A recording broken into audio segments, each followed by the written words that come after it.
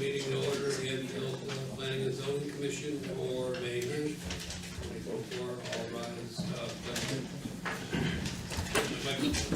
Sorry, call to order.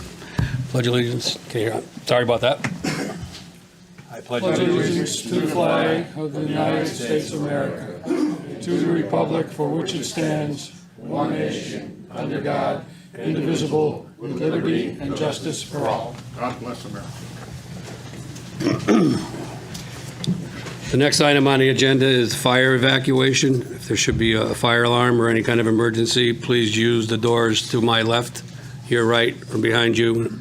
Exit the building and just get as far away from the building as you possibly can. Thank you. Mr. Secretary, roll call, please. Yes, Terrence Lynch. Here. Linda DeGray. Here. John Petronella is here. Francis Alamo. Here. Joseph Muley. Here. Kenneth Helinski. Here. Vinnie Grillo. Here. Christian D'Antonio. Here. Patrick Hooper. Here. And Walter Crizel. Here. Thank you, Mr. Secretary. So we have some approval of minutes. Item number 4, we have 3. The first approval for the minutes of special meeting April 3rd, 2024. So moved. Second.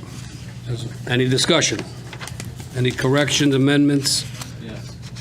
Please. Page 3, second paragraph down, it doesn't signify that I was part of the vote on the motion and the roll call vote. I was here. Okay. So, Lori, are you going to take that note? So, no, we have a new recording secretary, so for page 3, Sorry, yes, it's in the record just by him saying it. okay, that correction. Is there anything else? That was it? Anybody have anything else for the special meeting of April 3rd, 2024?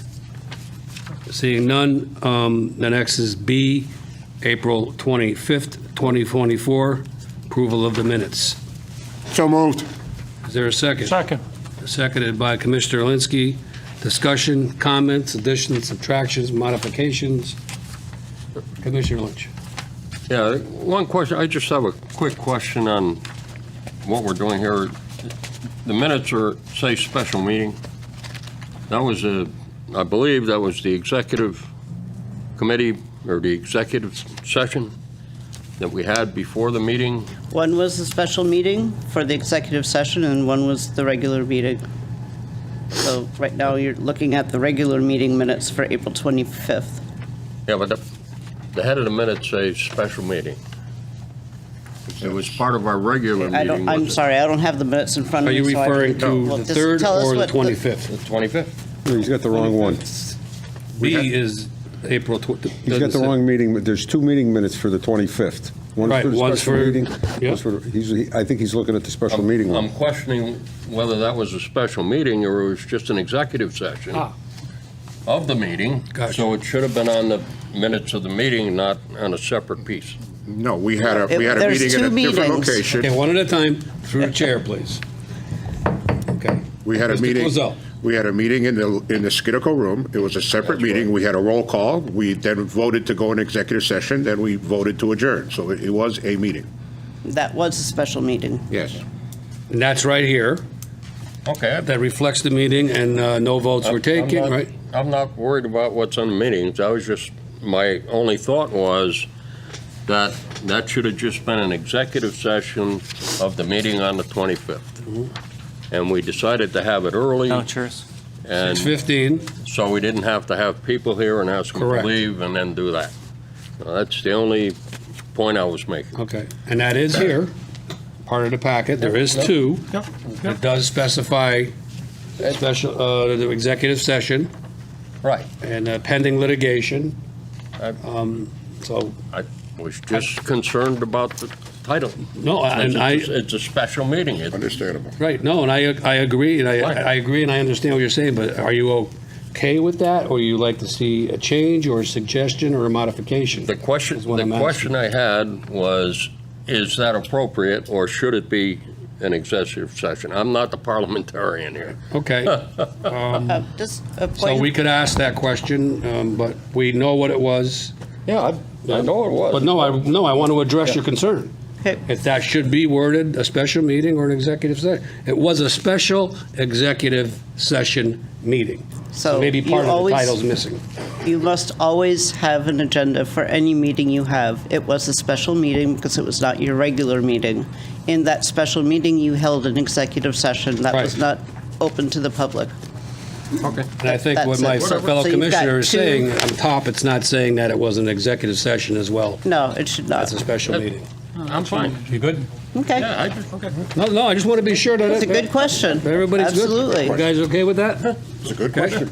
All right. Mr. Commissioner, just wanted Yes, to sir. note for the record, the 25th meeting I was absent, but I did review or I did watch the video. Okay. And was not able, obviously, to attend the executive session. But you'll be able to participate this evening. Absolutely. Okay.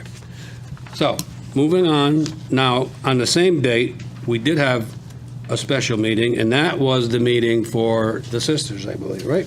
Yeah, We had a special meeting for them, all right? Am I- we had we a good? regular meeting Okay, so, on the we have- 25th, started at 7:05. So we have two motions so far. Right. Yeah. Well, We need the third motion for the special meeting. so we got to get through B, April Right. 25th, which was the special, no, which was the regular meeting. Regular meeting. No, Walter no, made the executive motion. session. No, that was the executive session. No, Because below, didn't we hold a special meeting for the There's two- sisters? Right? there's there's two meeting minutes. third. One for the April 25th, 24 regular meeting, Yep. which is the one you just voted on and not, you haven't taken a poll. And then there's the same date, special meeting, Correct. which was where you held your executive session and reported on it Those are in the both right regular here. meeting. Okay. So we'll do them separately then.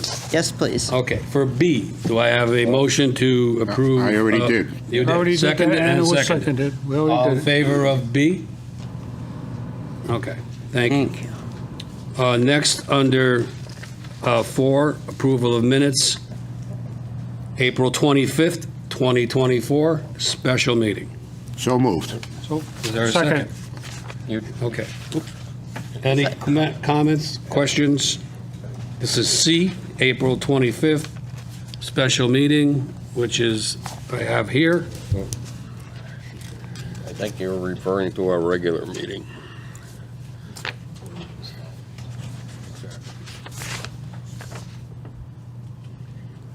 I believe it was motion by Walter and seconded by Ken. Yep. Any questions? Amendments? We're good? Okay. Wow, that was hard. Do you want Not to usually take a that vote hard on to that? approve minutes. Do you vote on that, please? All in favor? Aye. Okay, thank you Thank you. very much. Mr. Chair, point of order? Sure. I don't believe we voted on the first We did special not. meeting minutes, We did not. so we need to do that. April The April 3rd, 3rd special meeting. Okay. Yeah. Can I have a motion for April 3rd, 2024? So item moved. A, special meeting. So moved. Second. Second. Discussion? All in favor? Aye. Aye. Thank you. Whew. Hmm. All right. We're rolling now. You know, we have a lot of meetings, so we're doing something, right? Or not? Okay. Takes care of that. We have a town attorney's report tonight in our packet. Yes, we do. And that is right in front of me. And this is an update on most of the ongoing litigation that gets supplied to us usually monthly. And it's for your review. If there's any issue and you'd like to speak to the attorneys or have another executive session relative to anything here, just notify me. But this is pretty much the litigation that the town is dealing with on several issues that go back in time. Is everybody okay with the report of the town attorney for tonight? Show of hands. Okay. Thank you. Zoning Enforcement Officer, next, number 6. No report this evening. Okay. At this time, number 7, public participation. At this point in the meeting, we have a spot for the public to come up and speak to the committee, to the commission, at any issue you may have that's not on the agenda tonight. Something other than what's on the agenda relative to what we do and what staff does in planning and zoning. Is there anyone that would like to speak? Something that's not on the agenda tonight?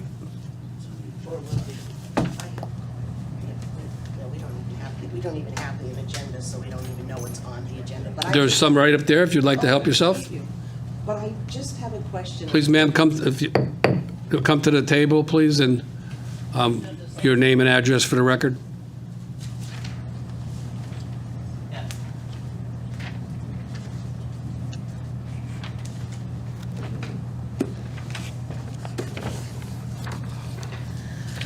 Doreen McNulty, 139 South Road. Thank you.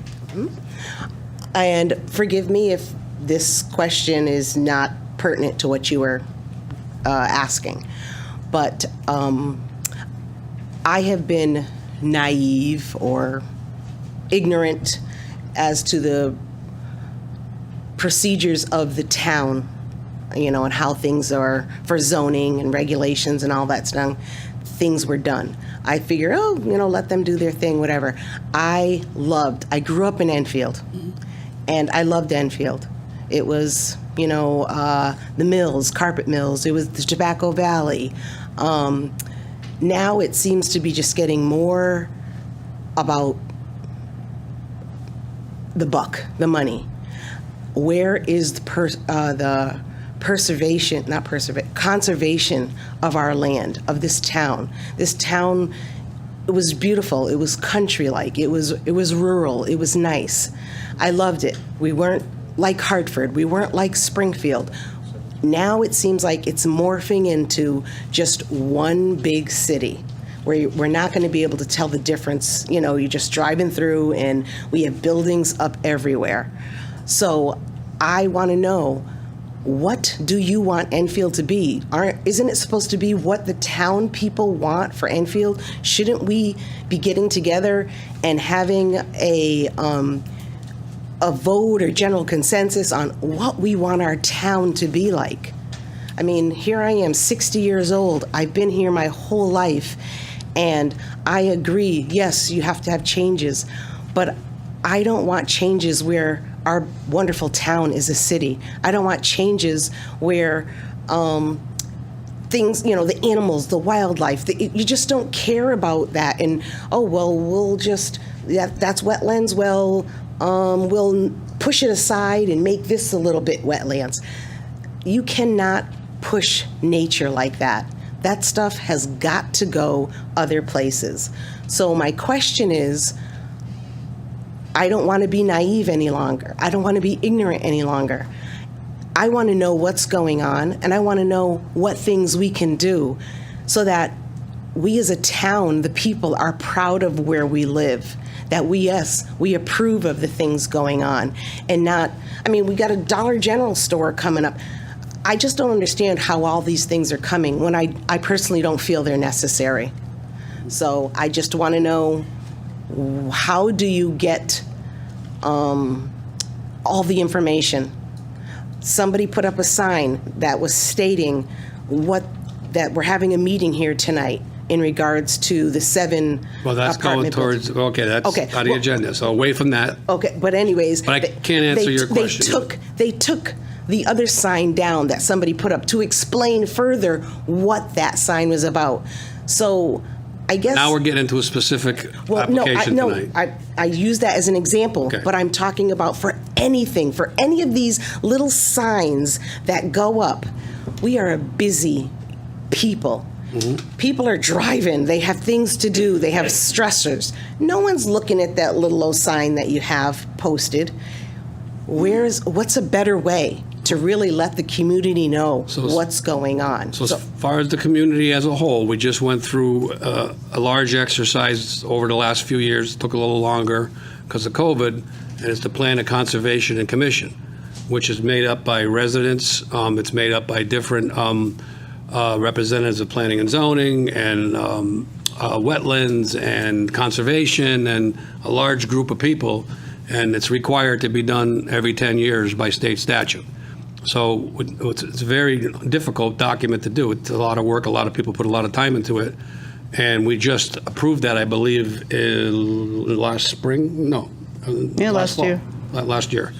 So that's kind of a guide document that answers some of the questions that you just asked. Mm-hmm. And then the other piece of it, we're a Connecticut State Statute Commission we're guided under state statutes and state laws. And that's how we get to our other decisions, as far as, what can be built where, what fits the zoning, and then we have our own zoning regulations, which we're going to be in the process of revamping and redoing over the next few months. So there's documents in place. The P&Z, Planning and Zoning website, has a lot of information on it. The little sign, when you see the little sign, that little sign is really there for you to trigger you to call the phone number on the bottom if you want to get more information about that sign you were talking about. And you can say, I just seen a sign located at a certain area. Can you please tell me some information about what's going on there? And That's they can- exactly what I did. That's how I found this all out. Yeah, so there is ways, there is guides and documents that we follow, regulations of the town, and statutory regulations. And that's basically, and staff, Lori can add to it. Lori, please? Yeah, if anybody has any questions like you have, come to the Planning and Zoning office. We'll sit down and chat with you. We'll show you our documents, and you can also sign up for all the agendas, so you'll know what is on the what applications are being heard. So you can do that for any commission in the town. So you just go onto the main website. I forget exactly which document or which section to go to, but come to the Planning and Zoning office. We will sit and chat with you. Okay, great. be That very happy answered to my do it. question right there, getting all the information, because once the sign is posted, it's kind of late. I think you need to know beforehand. So that's exactly what I was looking for. And then the documents I described to you as well, that they're even online. POCD, zoning The regulations. OCD is online, our regulations are online. So I hope that we are able to answer some of your questions tonight. And feel free to follow up with staff at any time and come back to us if you Okay. want anything further. Is there anything else you want to Nope, add? that was it. I just, like I said, I no longer want to be naive. I need to know what's going on, and I think there's so many other people in the community who are just like me. We're just saying, Everybody's busy, like you said. Right. Yep. But obviously, I think we all need to put forth more of an effort if we love our town. Well, we're here for you at this item on our agenda every meeting, where you're speaking now, and staff is here full-time to take questions. Okay, thank you. You're welcome.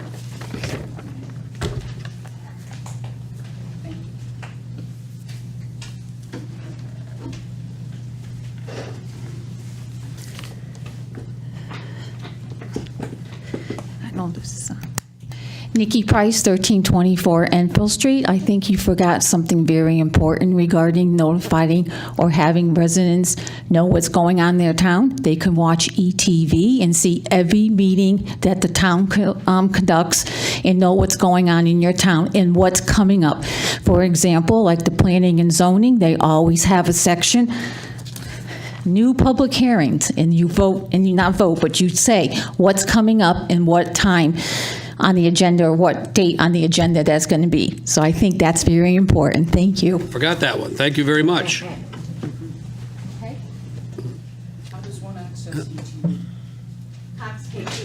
You can come on up, ma'am, if you'd like to come up and address us. Ma'am, did she have? Would you like to come up? No, I got my. Oh, okay. Thank you. Is there anyone else that would like to speak to us relative to anything, not to anything that's on the agenda? Anybody else? Okay, so this part of public participation is closed, item 7. Item 8. Well, we did that. Now bond releases. I don't None think this we have evening. any, right? Nope. No bond releases. Okay, do we have any administrative approvals? Not this Laura? evening. Nothing? Okay. And Director of Planning report. Well, good evening, everybody. First, I do want to introduce Dory Marinoni. God, I cannot get that right. Marinoni. She's our new recording secretary, so welcome her, and please be patient as she and I work together to make sure she gets it all. Okay? This evening, you received a notebook. And in that notebook are our zoning regulations updated to date. So it's the work in progress that we've done prior to really last winter. As we've all discussed, we're going to be starting to work on finishing the update of our zoning regulations. What is in there is the updates with all of the edits. So anything that has changed, you can see how it's changed or where it's been moved to or something of that nature. I'd say we're probably about 75% there, but the rest of it is going to be more detailed, a little bit more, less simple. I'll just put it that way, less simple to put down in words. So I had a conversation with our consultant. His name is Donald Poland, and he works for York. I think this is York now. Goldman and York. And we kind of bashed around some possible scenarios as to move forward. So what we are doing, our suggestion is, as we move forward, staff will provide PCC with the initial reports and guidance from the consultant for your individual review. There's quite a bit, and we could just email it to you. And the regulations, as they have been updated so far, are in that binder. So as we update more, you could add the pages in, so you could kind of keep them in sequence. Don Poland will attend the PCC meeting on June 27th. He'll bring us all up to date with where we stand currently with the regulations and provide a summary of the next steps, especially the areas that we really need to work on. We would like to propose that staff complete the remaining document with modifications and all edits shown. This is essentially what's occurred thus far, and what we would like to do is have periodic workshops on what we modify or propose to modify. We think that this would be the most expeditious way of moving forward.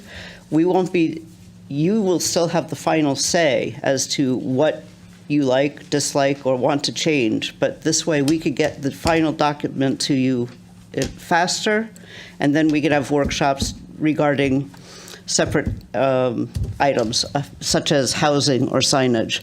Signage is a big thing for every town in the whole United States because of recent case law. So those are obviously things that we'd have to have as a workshop on. Then you could also, if you don't want to have workshops with the whole commission, you could set up a steering committee, but I think it would probably be better to have the whole commission there if this is the method that we're going to use. So as the regulation updates occur, we'll hold the workshops on the revisions, again with all edits. So that's our proposal. I'd love to hear feedback from you as to you think whether or not that's a good methodology or if you'd like something different. So I'm going to go first because Lori and I discussed this. So Lori, when you started out, you said like you used the percentage, 70%. Yeah. Can you get into it a little more, like when you and I talked, and let the commission know what a lot of that is made up from? Legalities, case law, state Correct. statutes, all that kind of stuff that we really don't have any say or that we can change. So what they're going to do, and correct me, Laura, if I'm wrong, because I think this is what we agreed on, you're going to go through all those kind of things. So we don't have to. And Right. they're like stuff that's has to be in there. Compliance. compliances, all that stuff, new regulations. You know, staff's the professional side, they follow all these cases, they're looking at the legislation. So I think if that makes up the number you used, the 70 or 80%, Lori, is that, so just for clarification? Yeah. It sounded like they were doing a lot on their own, but I want to make sure everybody understands they're not doing a lot of the stuff that we're going to be doing. They're doing the other stuff that Right. really comes under their purview. Yeah, so obviously, the regulations are based on enabling statutes, so we do follow that quite closely. And the case law also changes again. As I said, there's actually been case law change for housing and signs. And then there's just like the general, like, you know, this is how the zoning regulations are set up. Let's fill in the blanks where we need some documentation or some regulation. But again, what we do is show any changes. And one of the other things that we have found in our regulations, and if you read them closely, which we do every day, there's so many things that contradict each other that it's almost impossible for us to interpret it. And so I can only imagine how the public would try to view it. So we try to find those things and fix them. You know, just finding proper definitions. If there isn't a definition in there that we think should be in there, we'll add it. So it's just kind of doing the general zoning regulation format, but then we'll have to do the workshops for the more detailed conversations. And just to follow along, what's in green is struck, right? What's in blue, so we went over this the other day. Hopefully, Yes. everybody's color coded the same, They should be. because I know this is the one that I got. There's another one that was left on everybody's table tonight, which is in a bigger binder, right? You got the small one, okay. We may have run out of binders, but I thought we Ran a small had binder. all the same All right, so does size. everybody have, so Lori, can you go over again and tell everybody about me the bring mine striking, the down? colors, what's new? You know, unfortunately, I actually did not bring mine down, so. So you want to just use mine, just so everybody's clear, you want to just grab one and, What's the one that you had behind you? this was here tonight. It's a duplicate of what this is. Is it, I just want to make sure it's all the right colors, so everybody's on the same page and the right color. So just really quick, you know, Lori, if you would, because we have yellow, we have green, I think we're off to the So side. the This is a blue regular is- Word document the blue- program here. The blue is updated, like originally with the numbering. The purple is proposed. Okay, It also shows with the strikeouts, what would be struck out with the proposed wording. purple's proposed. And the green, I think is, I'm not sure what the green is different.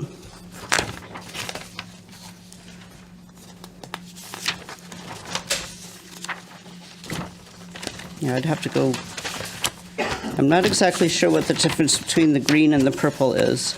That's 'Cause important. I will get that to you because I'm not sure. Yeah, the purple is pretty much as is. So I will get you that. because I'm going- Want to as send when I- us a little key, like? Yeah, we'll get you a map, key because I map, will map, send that key with to the all map? of the other documents that you should, you know, take your time and review because it's good guidance. Mm-hmm. So, sorry, I'm not sure why there's the green, why that's different. Because it's the same wording for most of it. I'll have to ask Don, and we'll double check it and make sure we get you a solid answer. Okay, great. So Commissioner DeGray, I think, Nope, just answered my question because I was asking why the different colors and what they meant. Right. So, Yeah. yeah, important piece of this all. it's a big deal. Yeah, so we're going to get that straightened out. Great. Now, relative to what I explained, that percentage, the 80, 90% that staff is doing, does everybody understand and okay with that piece? Okay? I mean, that's really kind of their Makes sense. area, that's their wheelhouse? Yep. Okay, so Lori, I think that's a good way to go. We'll keep moving in that direction. Lovely, great. Okay. We All will right, do Let me that. get this out of the way. We have so much stuff tonight. For what I thought was going to be a short meeting. Don't steal my binder.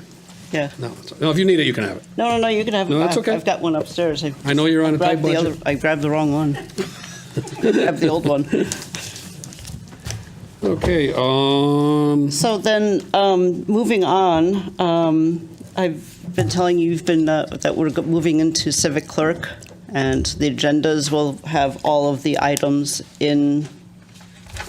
So it's, first of all, did you all receive something from Sandy Barone? Yes. Okay, so if you follow those directions, you could go to our agenda, and when you go into the agenda, you could pick the item, and off on the left-hand side, I think it's 3 dots, and you check that, and it will open up all the documents like a master packet, but just for that item. So it's on here now, isn't it? Yeah, it's live. Right, I mean, I can go to something right now and open it. Town attorney report.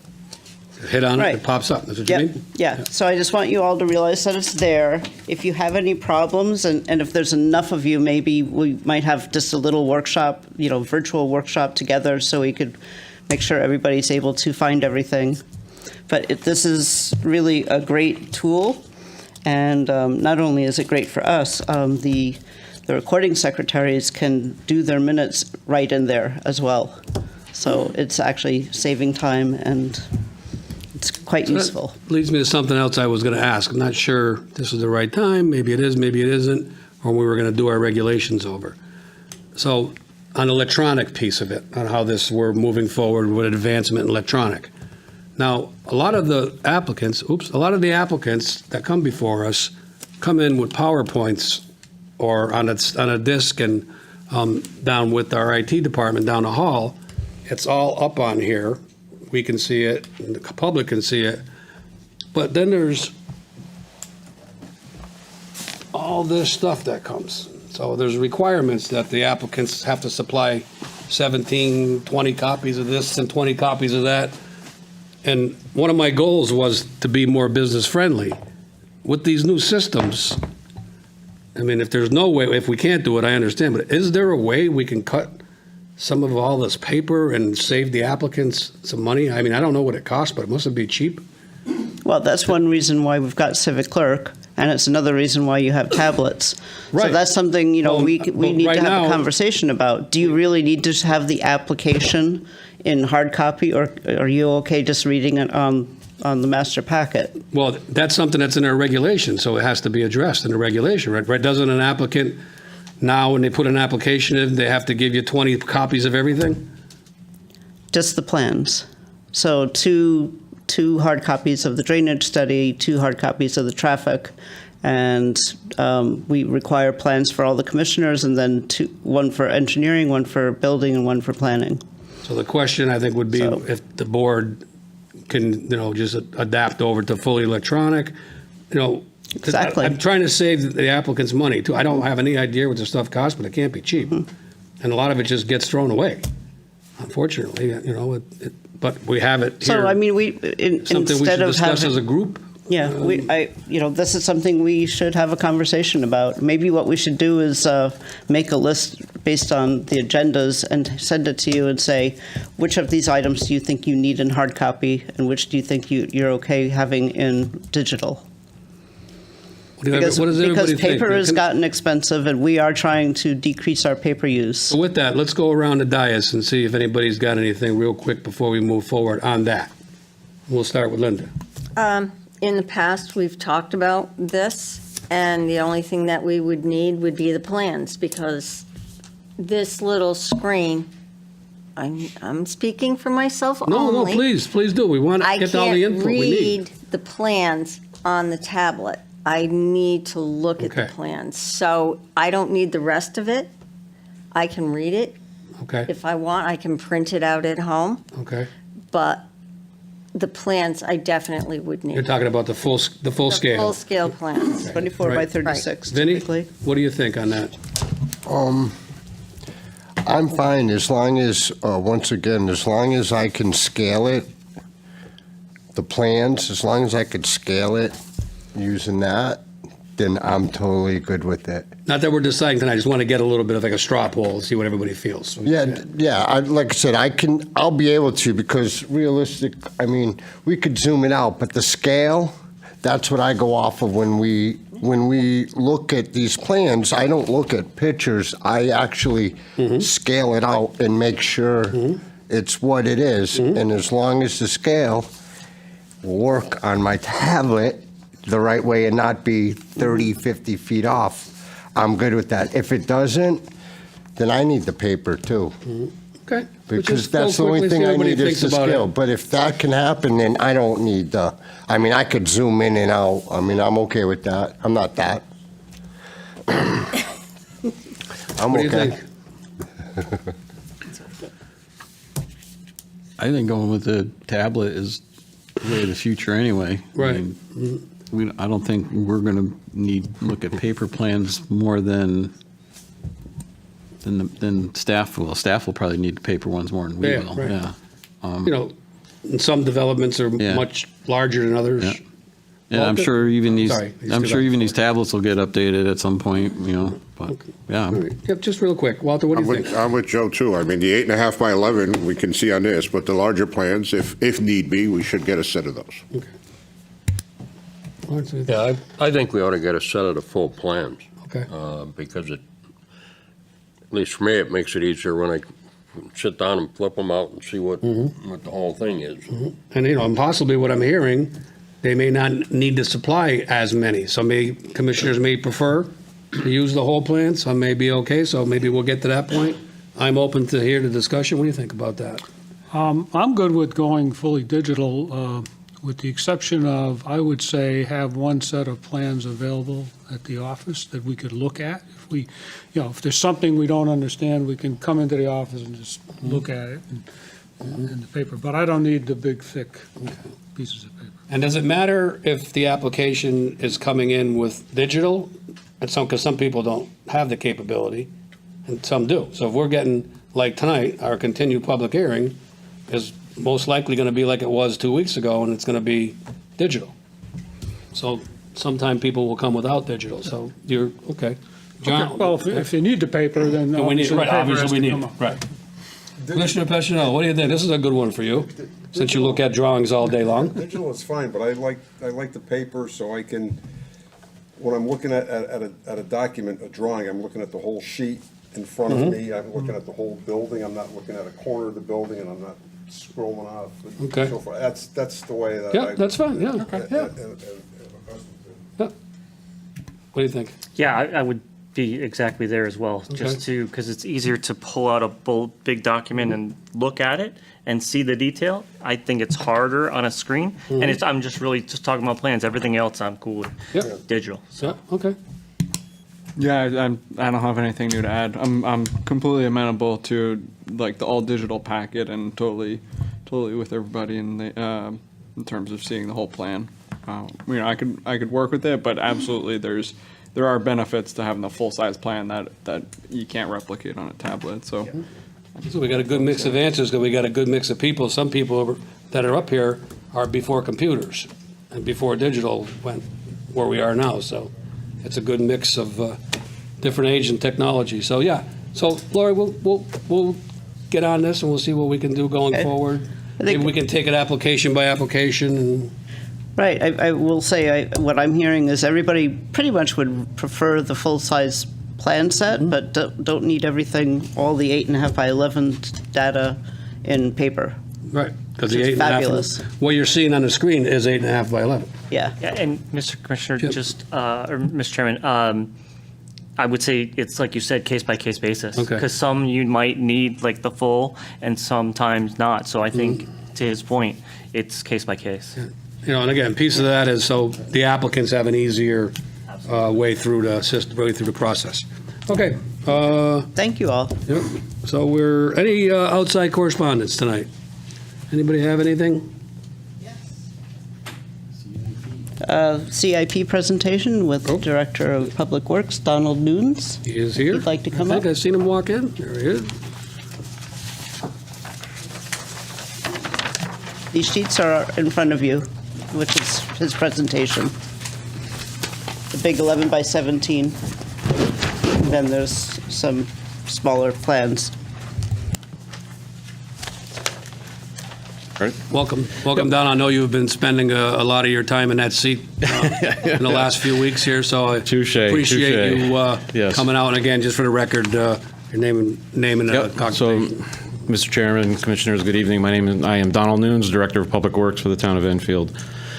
So the Planning and Zoning Commission plays a role in the annual budget that the town council is currently deliberating, and which they must adopt by Monday, May 20th, 2024. The Planning and Zoning Commission role is defined in the town charter, and I put it on the very top of the page for you folks. It's under Chapter 6, Finance and Taxation, Section 3, Duties of the Manager on the Budget, Part D. And I'll read, as part of the annual budget or as a separate report attached thereto, the manager shall present a program previously considered and acted upon by the Town Planning and Zoning Commission in accordance with the provisions of the general statutes concerning municipal improvements and proposed capital projects for the ensuing fiscal year and for the 5 years after. Estimates of the cost of such projects shall be submitted by each department, office, agency annually in the form and manner prescribed by the manager, and the manager shall recommend to the council those projects to be undertaken during the ensuing fiscal year and method of financing the same. Now, what you have in front of you is a list that was provided or generated by multiple departments, DPW, EMS, police, libraries, EPD, and also the water pollution control. Since council is currently still deliberating on this, some of these quantities may change, but this is the general crux of what is being presented tonight, and that will need to be adopted before the town council has to vote on it on May 20th. So I'm here to answer any questions on any of these particular projects if you wish. There's too many to go through, and then I said it does include WPC as well. So Donald, some of these items, projects may end up here before planning and zoning for approval that you see that are coming up? I've been trying to follow some of the stuff that's going on, probably with water pollution. Is there anything that? Water pollution is primarily pump station work.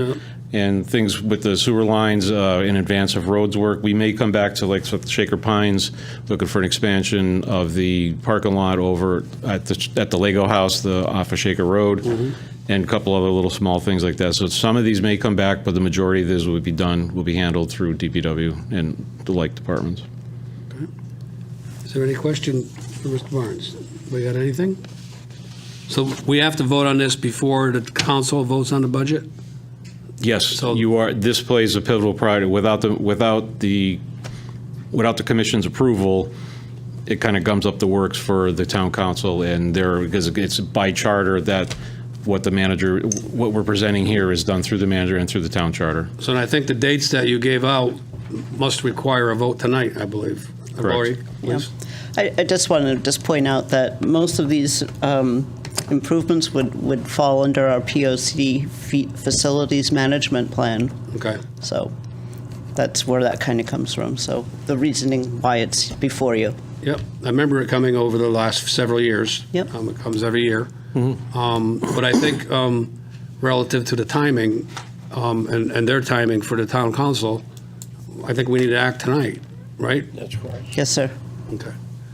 Does anybody have any questions? Again, this comes every year, and one of the questions I was just wondering to see if down the road, one of these projects is going to come back before us, and it could, maybe, possibly. But it is what it is, and I think we talked about the pump. I know the pump stations are like crazy thing going on with that. And Yes, they're aging out. Yes, we have some aging infrastructure with our pump stations. But and that could, the pump stations is a very good subject that could have to do with us in the future as we think about the planning part of our two hats that we wear, planning and zoning, as we develop the community and we have larger usage.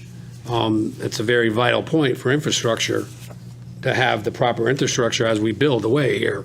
If we have some aging, and I think we do have some real serious problems, we can't expand. We can't plan for a larger development or larger units or more usage to the system. So I think that's one of the things that we want to pay attention to here. We often have questions from the public when there's a development and they ask about sanitary.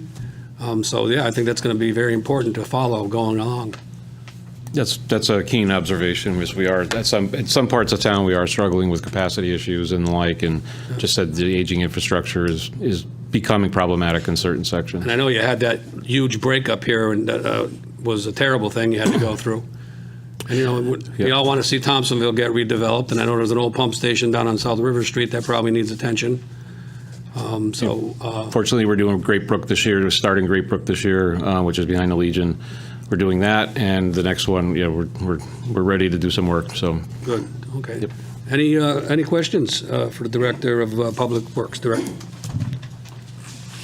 So, Mr. Chairman, well, first, could I get a motion to accept the presentation? It's the correct wording is going to be the CIP presentation from Mr. Barnes. I make a motion to accept the proposed fiscal year 25 capital improvement plan as presented.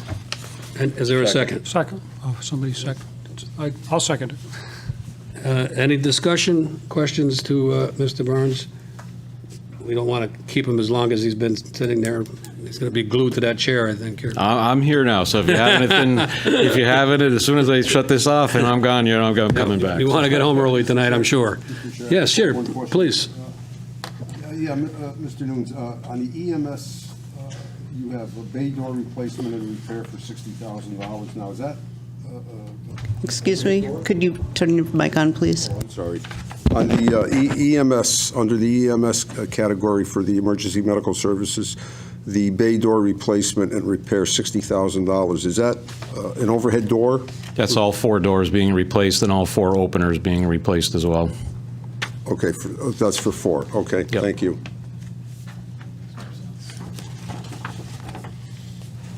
Any more questions?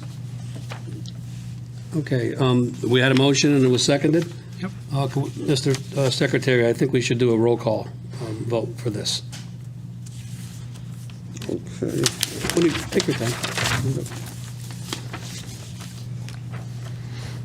Okay, Francis Alamo? 4. Linda DeGray? 4. Kenneth Helinski? 4. Vinnie Grillo? 4. Joseph Muley? 4. Terrence Lynch? 4. And John Petronella is 4. All in favor? So is the secretary going to announce one of you? As the recording secretary, are you going to say for the record it was all in favor? All 4, none against? Yeah, I'll, Somebody has to say that into the record. no, we just take the minutes. Okay, so for the record, everybody You was in favor. typically say all, it was 7-0. unanimous. Unanimous, okay. Thank you, sir. All right, thank you, Appreciate you coming everyone. out. Yep. Have a good evening. You too.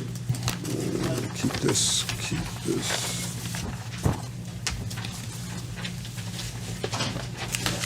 All right. Commissioners' correspondence, item 12. Any commissioners' correspondence? Seeing none, we will move on to item 13, continued public hearings, PH 3090, 145/153 South Road.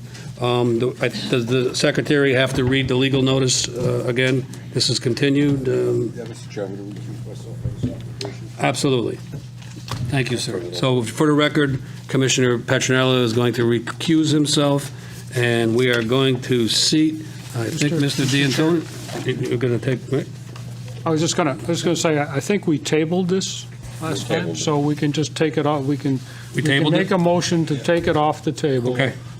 Motion to take the public hearing 3090, motion to take public hearing 3090 off the table and continue. Second. All in favor? All in favor? All right. Okay. So at the first go-around, we had Commissioner D'Antonio. Did you sit? Yes, that's You right. are yeah. July, but it is I did April. sit for the Busy. first Okay, half. all right, April, you're, okay. So we'll continue tonight. I will seat Commissioner D'Antonio for round 2 or the second part of this application. And the applicants are here. Again, good evening, gentlemen. Name, address for the record, the usual stuff that we are required to say to you. Good evening. Good evening. Good evening, Mr. Chairman, members of the commission. My name is Dave Ziax. I'm a professional engineer and a principal with the firm F.A. Hesketh Associates. We're located over in East Granby, and our office prepared the plans that are before you this evening. With me is Frank Troiano, who's representing the applicant. At the last meeting, we did a long presentation, answered questions from the commission, heard some questions from the community that was here, a few neighbors, and there were some open issues as far as some staff reports that were still due. And I think, as you indicated in the updated staff report that you received, I think we did a good job in rounding up all of the responses from the staff.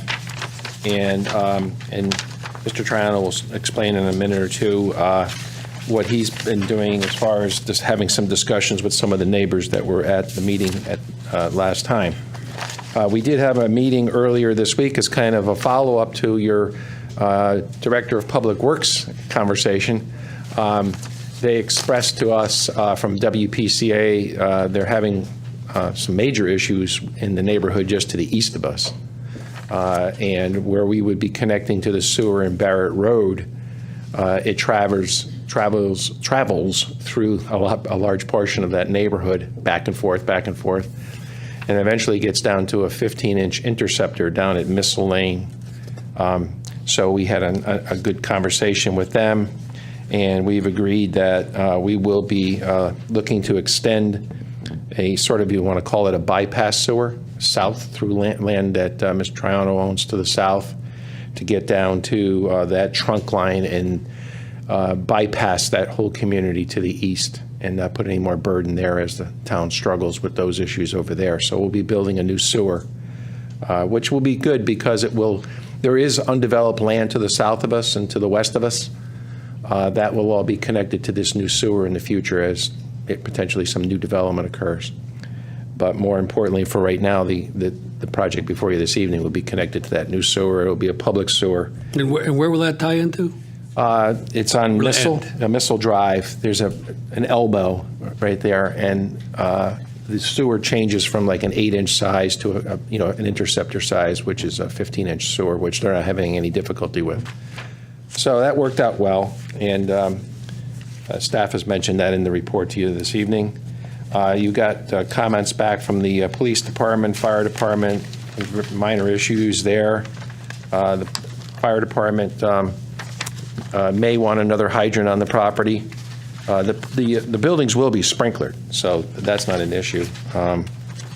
And then we talked about the gas line. We're going to accept that as a requirement and potentially have to sort that out on our own later, but that's not a burden for the commission. And then staff does point out in their report, and as we presented last time, that the project does meet all of the basic requirements spelled out in your zoning ordinance as far as setbacks and requirements and amenities plans, maintenance plans, things of that nature that we've submitted to the commission for review. There's really, at this point, I don't believe there's any outstanding issues that need further evaluation.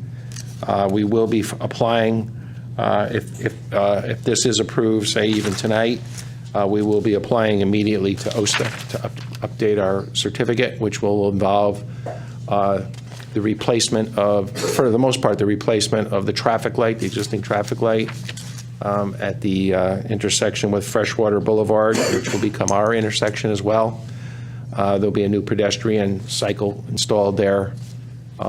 Pretty much a brand new traffic light for all practical purposes. But that needs to be approved by OSTA and by town staff at the same time. So we'll be working on that. And I think that's it. Frank, did you want to talk a little bit about some of your conversations with the couple of neighbors? Sure. Frank Troiano, 1408 Enfield Street, representing Enfield Properties. I did want to mention, one thing to clarify what David did mention, DPW asked us to meet with them regarding that sewer trunk line. And it's a sizable investment, a sizable unexpected cost. It's roughly 1,000 feet. So thankfully, it's able to be done. We're happy to work with them, but that was at their request. And we just compromised with their request, and we actually gave them the opportunity. Since we actually own the land that went all the way down, it actually worked out very well since we can provide it.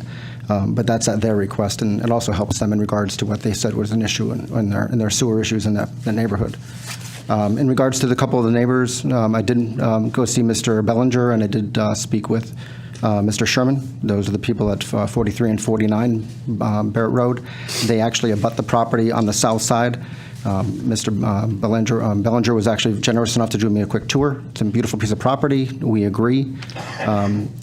For both people, we actually offered them a fence, and we thought that was a very easy way to do it. We actually made it a little bit differently. We actually offered them a letter of guarantee that we would put a fence up in the future if the issue comes up. And that way, otherwise, they can keep it green and they don't have to worry about it if they had that issue. We gave it in writing to them to make sure it was something that they can actually have in the future. We thought that was a more fluid way to do it. They can do it today. They can do it 2 years from now. But after I spoke to both of them, they each basically had the same comment of, yeah, I'd like to see what happens. But that way, we don't have to be burdened about it. We have it in writing. We actually gave it to them both in writing for that, too, just to make sure that was on the record. One of the other items that was there, it was actually brought up from previous experience on Barrett Road, which was a paper street that was supposed to be originally put between Freshwater Boulevard and Barrett Road. It was supposed to be a pass-through. There was a history there that they want to make sure it's completely avoided, and I wanted to make sure and put on the record, as I promised them, that it's going to be gated. It's going to be accessed only by the fire department. It's not going to be something that we have access to. It's not going to be even used for the trash recycling or anything. It's actually going to be gated so that we have access to it, nor does anybody else, including the residents or anybody would think that they could pass through. So that would be avoided no matter what. So that wouldn't be something that would be accessible. I'm sure it'd have the appropriate signage. And like I said, the accessibility, I don't even believe in, from your history, Mr. Commissioner, I know from the fire department, I don't even believe we have access to a key once we actually provide it to the fire department. So we wouldn't even have the access to it ourselves. We wanted to make sure that was in the record, and I promised them I would do so.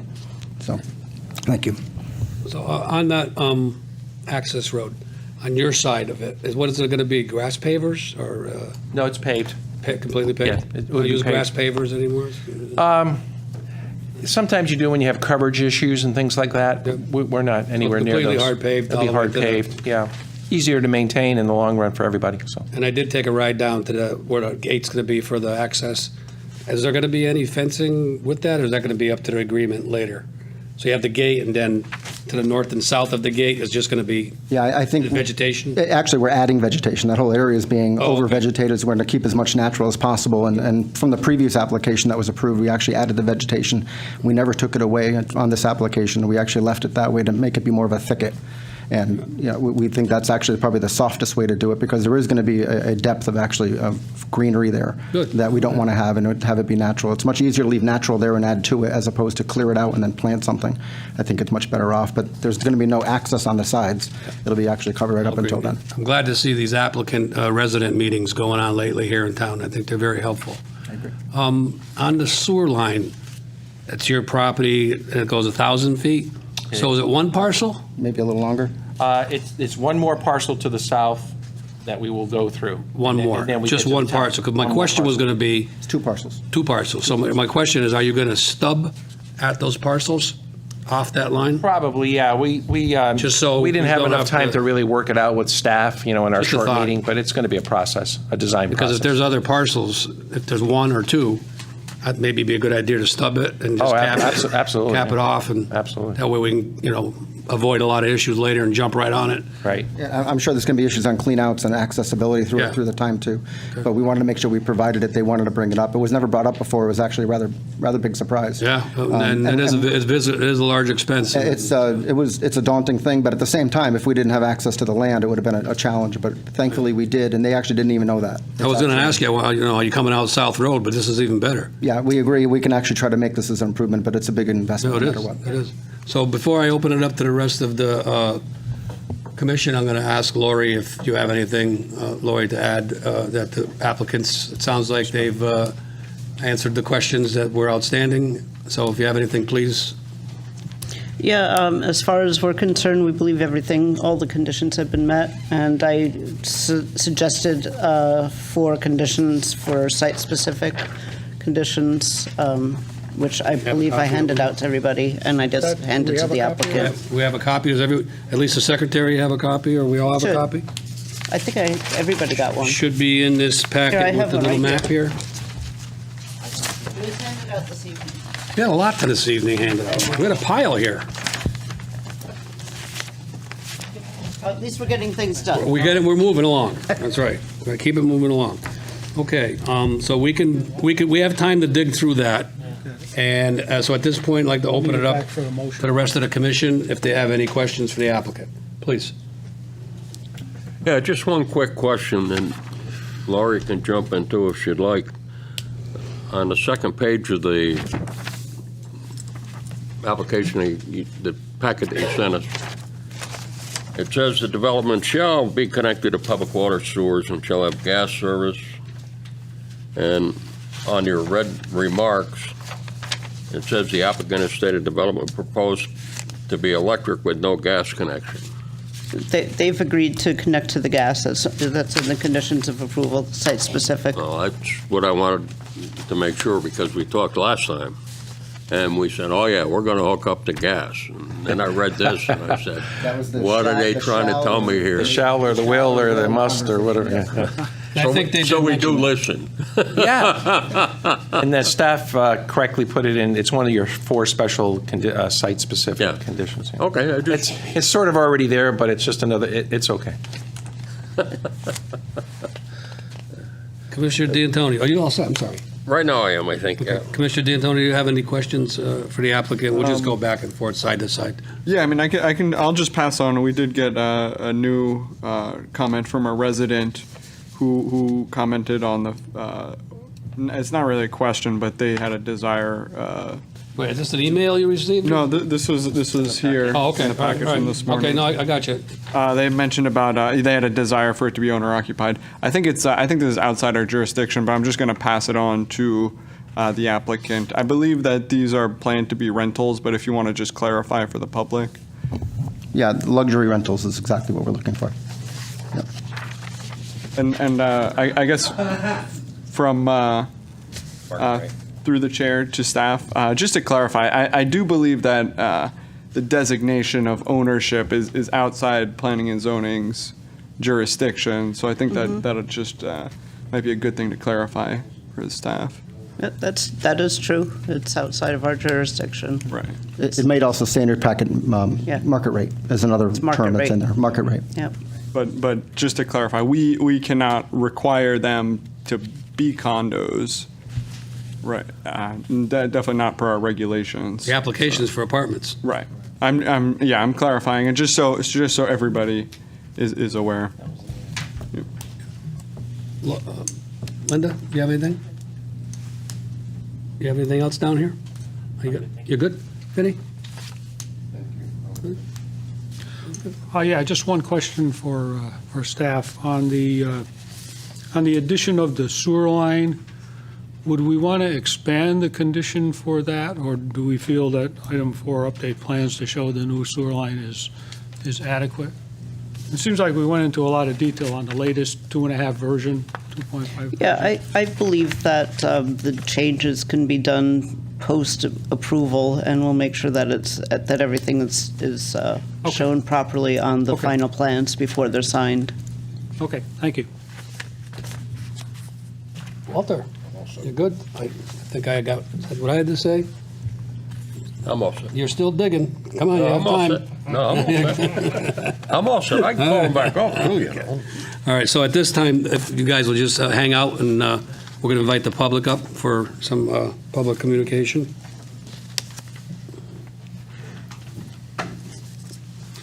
Okay, so at this time, we're going to invite residents up here to speak in favor or against this application. I, ask all of you to please use, proper decorum, no personal attacks on people, staff, just to everybody be at your best behavior, and give everybody, while somebody's talking, please do not interrupt. We'll give everybody a chance to speak. And I'll give you a second chance if we need to. So we had a consensus at the last meeting that it was going to be 3-minute rounds per person. So we have one person signed up. Is it Pamela Rubin? Pamela? I'm sorry, Paula Rubino. Come on, thank you.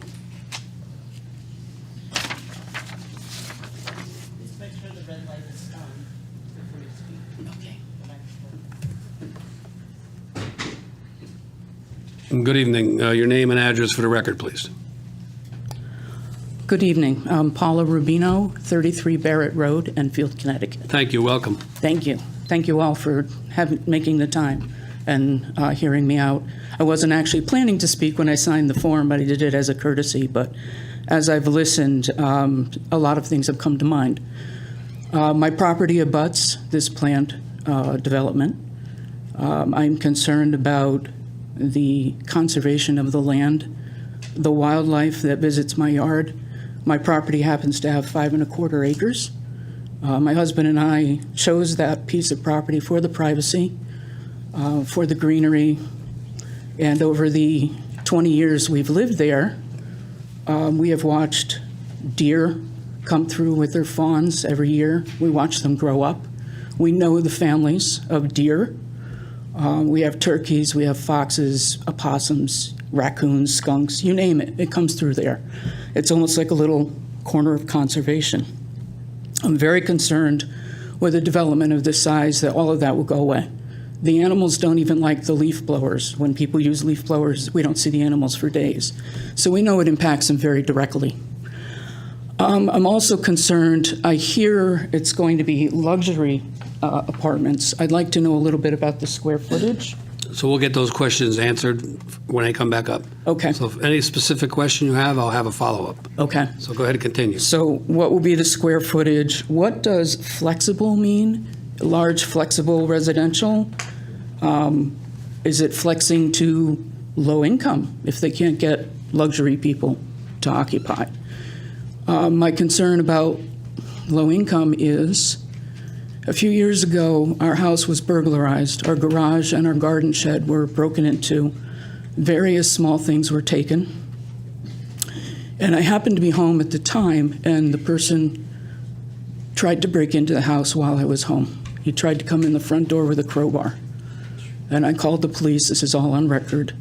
I chased him off the property. I know who he is. He lived across the street at 31 Lock. And if you know anything about 31 Lock, it went into bankruptcy, foreclosure, squatters, heroin. They tore out all the metal. The place was garbage everywhere. I'm kind of traumatized by that experience still, having to look at it out my front window, because I looked directly at it. I actually frosted my windows so I didn't have to look at it. And I don't want to see apartments come in with people who come and go at all hours of the day and night. We would frequently, every 2 to 3 months across the street, the police would come for altercations, for fights, for medical assistance because of overdoses. I don't want this to attract that again. So if I may, I'm shooting 3 for the minutes, next yeah, topic. thank you. I And, think we're pretty much so done. you had a couple specific questions that the applicants will address. Yeah. And then when they're done, I'll have you come back up. Okay, How's that? that's good. Okay, thank you. And one Sorry other you had to thing. go through that whole situation. Thank but you. As you can tell, I'm I can under- I still can- and I traumatized understand. by it when you relive it. And I The other understand. thing is the 14-foot light poles. I'd like to hear more about that. They'll address the specific Okay. questions, and then we'll have another round for you to come back up. Great, How's thank that? you. Thanks. Thank you very much. Is there anyone else that'd like to speak about, ma'am, please come on. Yes, you in the red. Yep, come on up.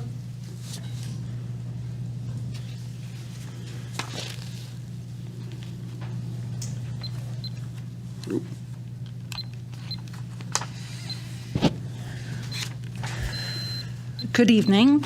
My name Can I is have your name and address for the Amy record? Sherman. I live at 49 Barrett Road. Thank you for coming up and participating. I don't have any questions. I'm just here tonight to ask you to please reconsider this. The proposed site is an absolutely beautiful space of raw, undeveloped land, home to hundreds of trees, plants, dozens upon dozens of animals, from bobcats, foxes, and coyotes to wild turkeys and deer. Please do not ruin our neighborhood by decimating all of this to put approximately 300 people in our backyard. We much prefer the animals and the trees. Put yourself in our position and think about how you would feel if this was going to be built in your backyard. Where we once had the woods, now there will be parking lots, buildings, and 24/7 lights. Where we once have quiet, now there will be a community pool and people out on their third-story balconies. I'm wondering how this apartment complex is even needed in town. We have plenty. In alphabetical order: Bigelow Commons, Crossroads of Enfield, Eagle Rock Apartments, Enfield North Apartments, Fox Hill Apartments, Mayfield Place Apartments, Woodgate Apartments, and I may have left some out. Not to mention there's an abundance of apartments and multifamily houses that could be rented. There's also assisted living, 55 and up housing, condo complexes galore, and affordable housing, all in Enfield. The market rate for 1- and 2-bedroom apartments is also about the same or even more than the mortgage would be on a small house. Instead of people throwing approximately $1,875 a month down the drain, wouldn't Enfield be better served by someone buying a house here, thereby having a stake in our town and our schools? The pride of ownership that comes from owning their own house is an investment in our town's future, and we should be encouraging that. Speaking of our town's future, I'm very concerned about the direction that Enfield is headed. We should be trying to better our town. This project is not an improvement. Please don't take away more green space. It will never be replaced. I invite you to come drive east down South Road to Alimo Drive, take a right onto Barrett, and look at how gorgeous all of those woods are throughout that drive. I can't imagine anyone would look at that and think that it needs to be bulldozed in favor of 7 buildings and a community center. I don't care how many shrubs they're planning on putting in. Please don't do this.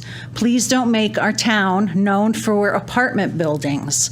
Please don't bring more traffic to our roads, and please don't kill hundreds of trees, countless animals, and our neighborhood too. Thank you for listening. Thank you.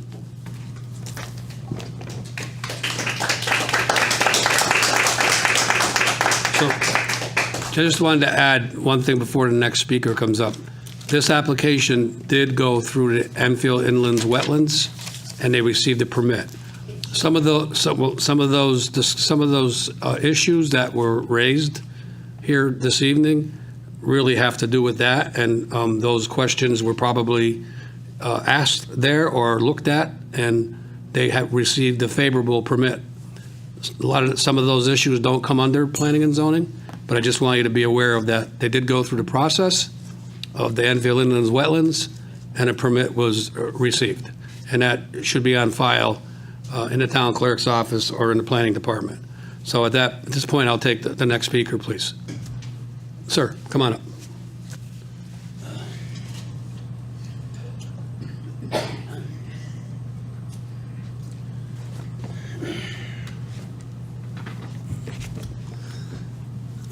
My name is Fred Bellinger. I live at 43 Barrett Road. Hi, Fred. Thank you. And I was here last time we had the meeting. I spoke with Mr. Triano. I want to thank him for coming over and clearing up a few issues that I had about he's going to put the fence in the back if I want to have the fence.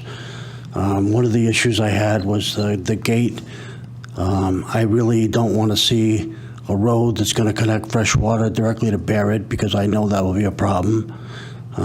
So he assured me that there will be a gate there, and it's not going to be a direct paved road directly out to fresh water. You're going to have to go through the complex to get to that area. One thing I would like to know is the the person and the number of the person that's going to be have the key to that gate. And if it's disturbed, I want to be able to have someone that I can call to take care of that. One of the issues I have is, exactly where they're going to clear cut, this land in the back. I mean, we all know the governor just had a big problem with clear cutting trees in the wetland. And I just wonder if we could have an area that's staked off to basically to where they're going to clear cut, and if it would be possible to maybe survey this area. I mean, dig some 4-foot pits, see where the water is, maybe monitor the water, how far down the water is, how fast it dissipates, like a perk test. I still think it's very wet back there, and as far as the northern part of this project goes, I kind of don't want to see this thing go. I mean, I would rather see like over 50 housing or something like that go there rather than these apartments, because I don't want to see all these people there either. But as far as the land goes and the wetlands go, I know it's been approved by the wetlands. I'm not really sure that they really can anticipate what's going to happen here. Because, I mean, once they clear cut that, and they strip the stumps out and they're going to have to go down 3 feet to get down to take the sod, to take the loom off. I mean, then you're going to have to put footings on, even if you put footings on grade there and come up with 4-foot foundations, you're going to be 5 feet up. You're going to have to fill in around them. They're going to literally have to bring in thousands of yards of fill. So basically, you're filling in the wetlands, what you're doing. I have a concern with that, and I really think basically when you strip that off, what you're going to end up with is a swamp. And I'm not sure that the Wetlands Commission understands exactly what's going to happen here. That's my concern. Thank you. So I'll just touch on the emergency road you talked about, the gate. Yes. There'll be provisions and there'll be policies on keys and relative to that. And it almost works in reverse too. The gate is, for emergency public safety. Right. It can come the other way too. So right now, for public safety, there's only one way into your area. So that should happen. That gate can be open from the other way, and a fire truck or an ambulance, if there's a snowstorm or any kind of public safety issue, that gate's going to be used in reverse. I understand that, So sir. it's not, it's a little bit of a benefit in a public safety aspect, I think, to the neighbors to have. One of the But I'll just speak to the gate. The wetland stuff, I already said what I had to say about that. Right. I mean, I've lived there for 45 years, and when I first moved there, that road was open. The dirt road was open straight out to South Road, and it was like the Wild West out there. I mean, it was. They put gates. The town put gates there. I mean, they had a 3-inch welded pipe gate there. That they crashed through that. They put a aluminum cattle gate there. They crashed through that. The only thing that did stop them was they put a flex beam all the way across there, and somebody had unbolted that thing. I guess it was too heavy to steal, so they didn't bother to take that. But I mean, when they put the flex beam up, the trees grew up, and that stopped people from going through there, and that kind of put an end to it. And it got much better after we stopped the traffic from going through there. But that was one of my main concerns. Well, so for this round, your time is up, and I'll have you come back up again. And in the meantime, hopefully the applicants will be able to address some of your concerns. So don't go too far, and we'll have you. No, you can return to your seat, but you'll be welcome to sit and come back up for a second round. All right. Okay. Thank you very much, sir. Anybody else? Yes, sir, in the middle there. And then you'll be next, ma'am, in the back.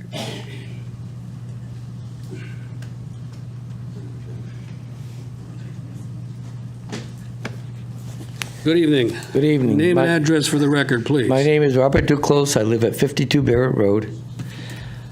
I have a couple points I wanted to make out. This is 168 units, equal to the entire neighborhood that is east of it, all the way to Raffield Road, is approximately the same amount of houses. So that would be a tax burden on both the town, school system, and the budget, because I don't think the taxes from the hotel, I'm going to call them hotels, will produce as much tax as those 168 houses. The other thing is utilities. They already talked about the sewer company, sewer problem we have. What about the water? Now, if they put 168 units in, that's the same as, like I said, the 168 houses east of there. Where's that water coming from? Is it going to affect the volume and the pressure of our water where it is now? The other thing is the gate. Is it going to be something that you can walk through, or is it going to be something that you have to unlock to even walk through? The fencing to keep them, because I'm like the other people. Most of the people that rent aren't high income. It's not going to be high income apartments. It's going to be whatever they can get, and it's usually people that can't afford a house. So I think that's usually the lower end, like some of the other apartments in town. And why do they have to be 3-story hotel-looking buildings? Why couldn't they be lower and less obtrusive to our view? Because I can see the red markers where they put them in now. Well, the houses, those buildings are going to be huge. They're going to be an eyesore. I'm only 2 houses from that gate. So I think they're unwarranted in our neighborhood. It's nice wooded, quiet, and dead-end street as it is now. It wasn't when I was growing up, because I lived on Bright Street years ago and used to ride my bike through there to go to school, because I used to have to go all the way, go to work afterwards on my bicycle. So I rode that section all the time. I don't think it needs to be developed. And if it was, you could only put 20 houses in that area if it was houses. So 168 apartments is not warranted, not in our town. I don't even think they have all the apartments filled in this town because they're too expensive. So that's what I have to say. Thank you very much, sir.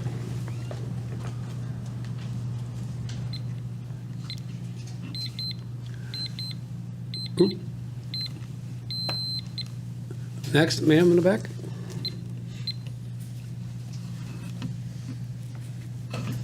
Good evening. Hello. Name and address for the record, please. My name is Ashley Jackson. I live at 10 Alamo Drive, and my backyard basically abuts to where you're trying to build this.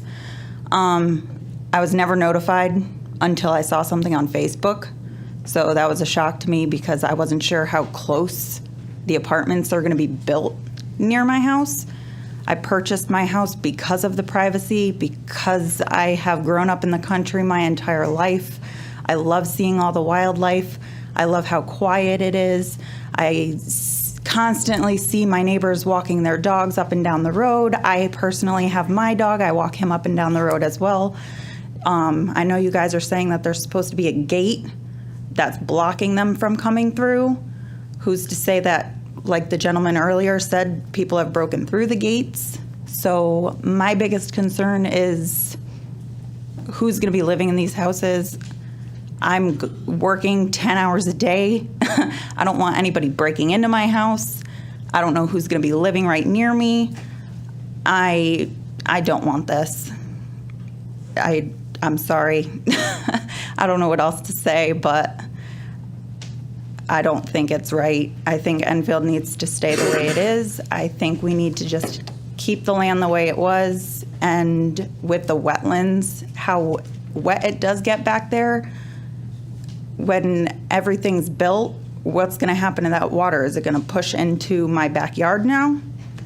Where is it going to go? Are you guys going to put a drain so it drains out and away from my house, or is my backyard going to get flooded? But that's all I have Can to you say. repeat your address again, please? 10 Alamo Drive. 10 Alamo, okay. Lori, could you just check on that address to see if it was a required abutter notification?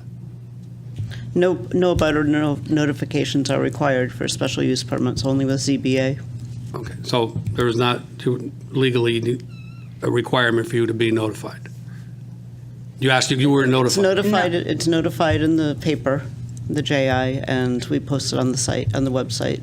There's some processes that abutters get notified. I wanted to be sure that that wasn't Okay. oversight, but there was not a requirement in this type of application. If it was a different permit than a special permit, would that Lori, could make you it? address that? About a butter notification, if it's a different permit, she asked?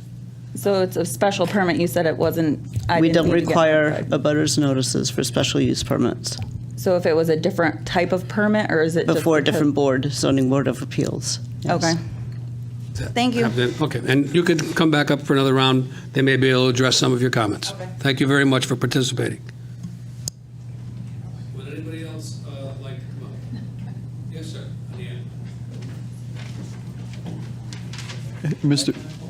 Oh, I'm sorry, my mic. Mr. Chair, while they're coming up, if you just want to make a comment too about the public signage that is required to be. I'll have staff do that. Posted on the property. Lori, if you would, please.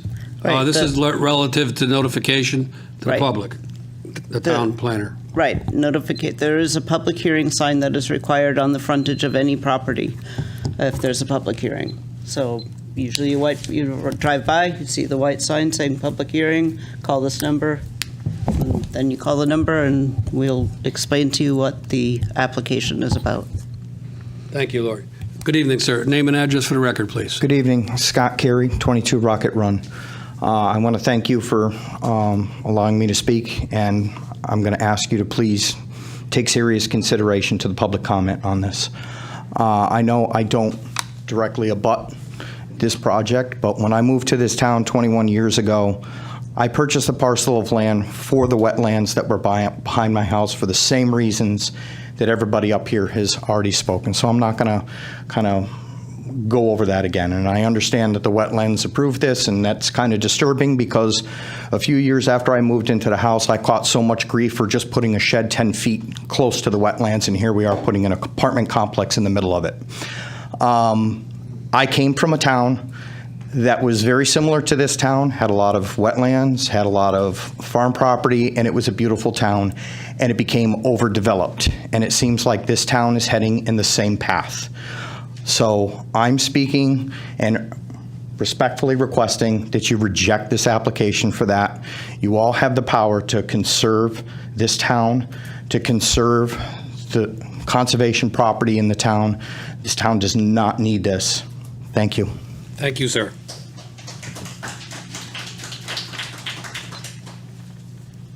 Would anybody else, please? Sir, you'll be next in the back. You'll be next.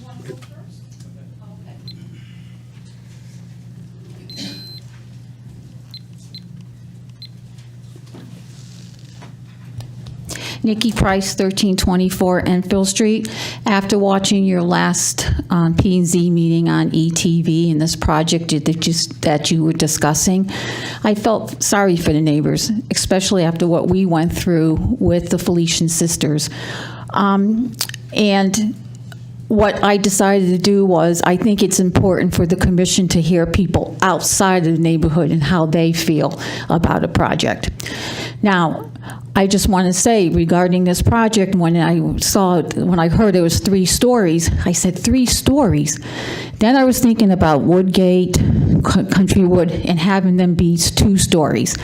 So last Saturday, my husband and I were coming from Stop and Shop, and he says, that's where they're going to build the project. And I said, yeah, 3 stories. He said, 3 stories. So anyway, the point is this. 3 stories is a lot. Now, you don't know how busy that South Road is. Now you're going to have the Felician sisters up the street with their elderly housing, and you're going to have this project. This is going to become a nightmare on this street. It's already backed up with just what the traffic is.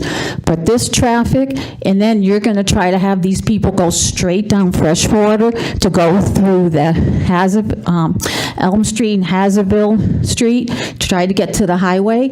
If there's an accident there, they're going to go up South Road, then they're going to go on to Enfield Street, and it's just going to become a nightmare. Second thing, I appreciate the applicant reaching out to a couple of neighbors, but I have to take issue with what you said, Mr. Chair. I don't think he had a neighborhood meeting like what they did across the street for us with the neighborhood to ease our feelings and our concerns. And I think what this neighborhood deserves is the applicant to actually have a meeting with them and go over everything. But this 3 stories is bad for the town, bad for the area, and bad for the neighborhood. Thank you. Thank you.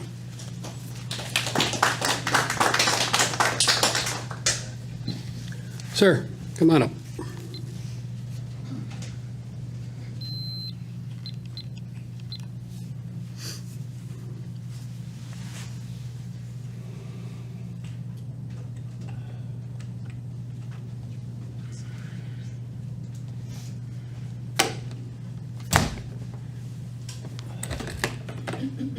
Good evening. Good evening. Name and address for the record, please. Yeah, Russell Meyer, 26 Lock Drive.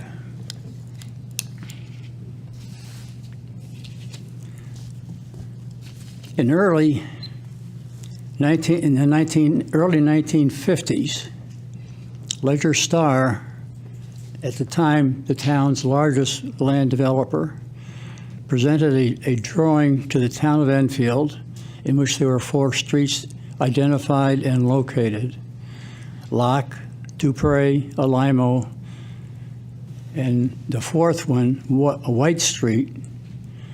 White Street was in the middle of the wetlands as we know them today. He could not build on that particular plat because of the water. Too much water. You can't build a house on wetlands.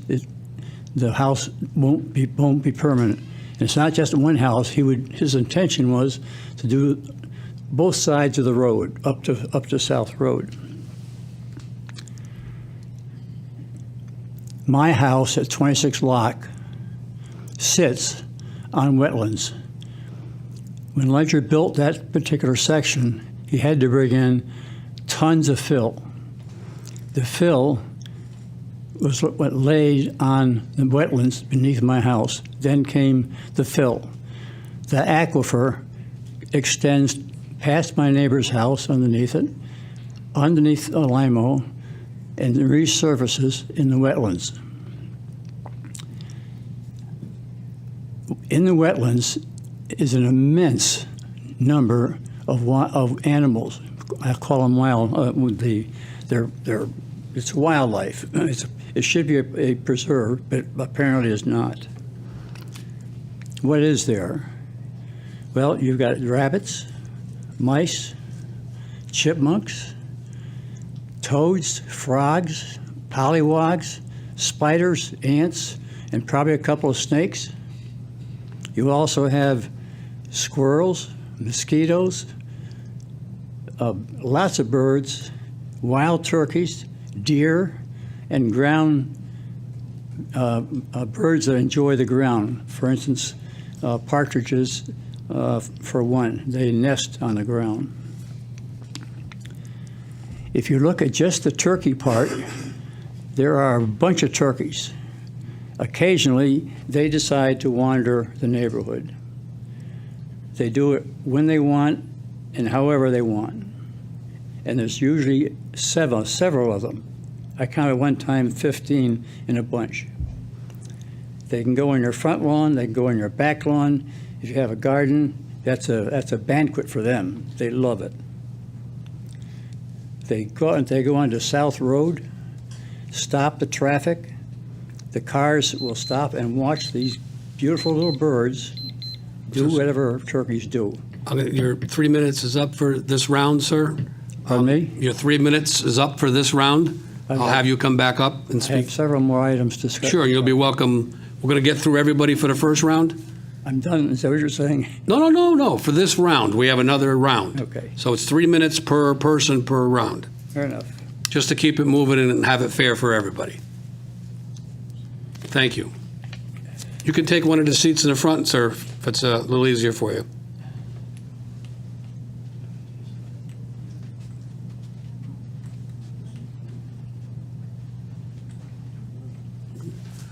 Is there anyone else that would like to come up? Yes, sir. Ma'am, sir? Oh, can't see. I thought I seen. Oh, sir. It's sir. It's so I couldn't see who was getting up back there. I'm sorry. Sir? welcome. It's okay, Mr. Limo. Thank you. I should turn my sign around because they keep mentioning my name. It's not my street they're talking about. So. It's our street. See, oh, there you go. There you go. Have nothing to do with it. Good evening. Welcome George to the- Sirodic, 16 Boyle Drive, Enfield, Connecticut. And I have a few concerns with respect to the property that's being built on 145, 153 South Road. My first concern is probably the conservation of the wetlands. As everybody else brought forward, we have a abundant habitat that lives on that area. What I don't want to see the town council or just the town of Enfield, I don't want to see them put profits over preservation. And this is sort of like what we're getting at. Second would be the quality of life. In the morning, I wake up probably around 5:30. I hear the birds chirping, the turkeys come out, sometimes the deer. And in the morning, probably around 8 o'clock, the elderly might take their walk, and what they get is just a beautiful sense of calm. And around 10:30, the mothers, they'll come out with their children, they'll take them around the block, they'll show them the wildlife. The kids learn from all that. Maybe around noonish or 2 o'clock or whenever people start getting home from work, they start walking the dogs, and then, of course, in the evening, they go for their evening walks. Along with this is just construction. I mean, if you look outside your window, this is what we're going to look at. And I don't know how long this project is going to take. Do you? No? I can't have it back and forth, so we'll answer your question. The applicants will come up and address your concerns. I mean, is it 2 years, 4 years, 5 years? Like they said, there's an abundant amount of topsoil and fill that has to go into this property. There's a lot of dust. Is there going to be dust control? I'm also concerned about water backup. That's an area that's kind of known for some flooding out of people's backyards. And then my fourth concern would be traffic and safety. If you're putting a 6-inch or 8-inch line across South Road to get into this property off of Freshwater, who's paying for that? And I'm also asking, are we closing the road? Right? Where's the traffic going to be detoured? Do we have to spend extra resources for additional police to divert traffic? These are my questions, and what I would like to see is probably a 6-month moratorium on this whole project discussion until perhaps Enfield Properties can discuss the situation with the residents of the town in the proper manner. Not just coming up here and say, hey, I'd like to talk to 5 people, 4 people, or 10 people that are in the crowd. Talk to the whole neighborhood. I would like the opportunity to petition the neighborhood and bring those results back to you. And that's pretty much what I got to say. Thank you. And just as a point of order, I did mention about the wetland permit that was issued, and in respect of time to get everybody a chance to speak and I want to have a second round. So the wetland issues are really resolved. So I don't think they are. excuse me, sir, so you'll have another time to come back up. So wetland issue, again, the permit has been received and recorded. So in respect to time, so everybody gets a chance, and like I said, I'm going to bring the applicants back up and have the speakers again. So again, point of order with the wetlands, and thank you. So the next speaker, please, that would like to come up and speak. Did you already have the first round? Oh, no, you spoke before. You spoke on the other item, John. Okay. Yep. Name and address for the record again, please. Doreen McNulty, 139 South Road. I just have a question. All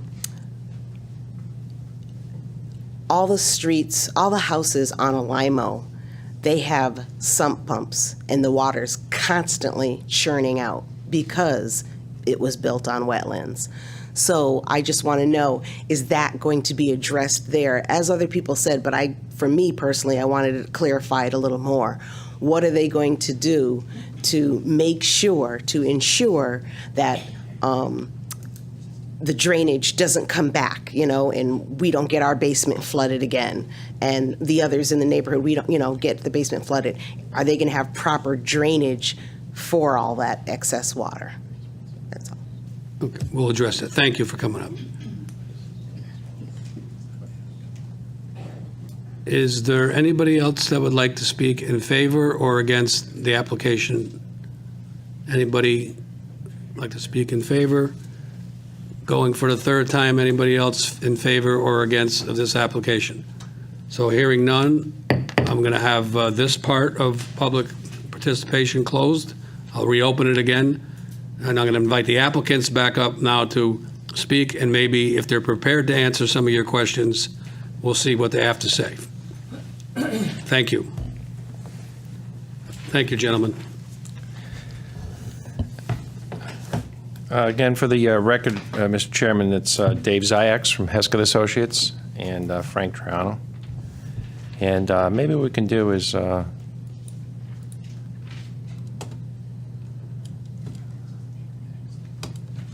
we can advance these sheets. How does that work on this? Do you know, Lori, how this works? Is Alex down there? Oh, there we go. That's good. Yeah. With the regards to the issue of conservation, if you recall, we're setting aside 7.5 acres of open space permitted conservation as part of this, and you can see in this colored rendering that the heaviest wooded part of the site, which is the southern part of the site, is going to be all put into permanent conservation. Could I just interrupt for a second? Remember last meeting, you explained that green, that bright green is not grass. Can you start? That's right. The green is the edge of the woods, or the wooded area, is going to follow just outside these buildings here. So this green that might look like grass is really the wooded area is going to stay. So this whole triangular area here is going to stay. And then everything just right from this line here back, this whole portion of the site, this is all in conservation as well. So anybody who's living on this sort of, westerly, southerly side of Barrett Road that's coming in over here, that wooded area that they have behind them, that's not going to be disturbed. As a matter of fact, it's going to be put into permanent conservation. The bulk Can you explain permanent conservation, please? It's essentially open space. It's a private open space. Turned over to the town? No, the town doesn't want it, but it prohibits development. Okay. Without without coming back to public officials. Gotcha. Very difficult to do. Thank you. And so we're really where the bulk of the development that's taken place in this is an area that's been cleared several times and was used for farming back probably 10 or 12 years ago. It was still being farmed to a certain extent. But it's the most cleared portion of the site. And we worked very hard in setting this up. So for instance, when you're talking about seeing the buildings, these 3 buildings here that are closest to the neighborhood, we turned those perpendicular to the neighborhood so that they're looking at the ends of the buildings. They're not looking at, there are no decks or patios on this side of these 3 buildings in this location here, nor on this side here, sort of facing in this direction this way.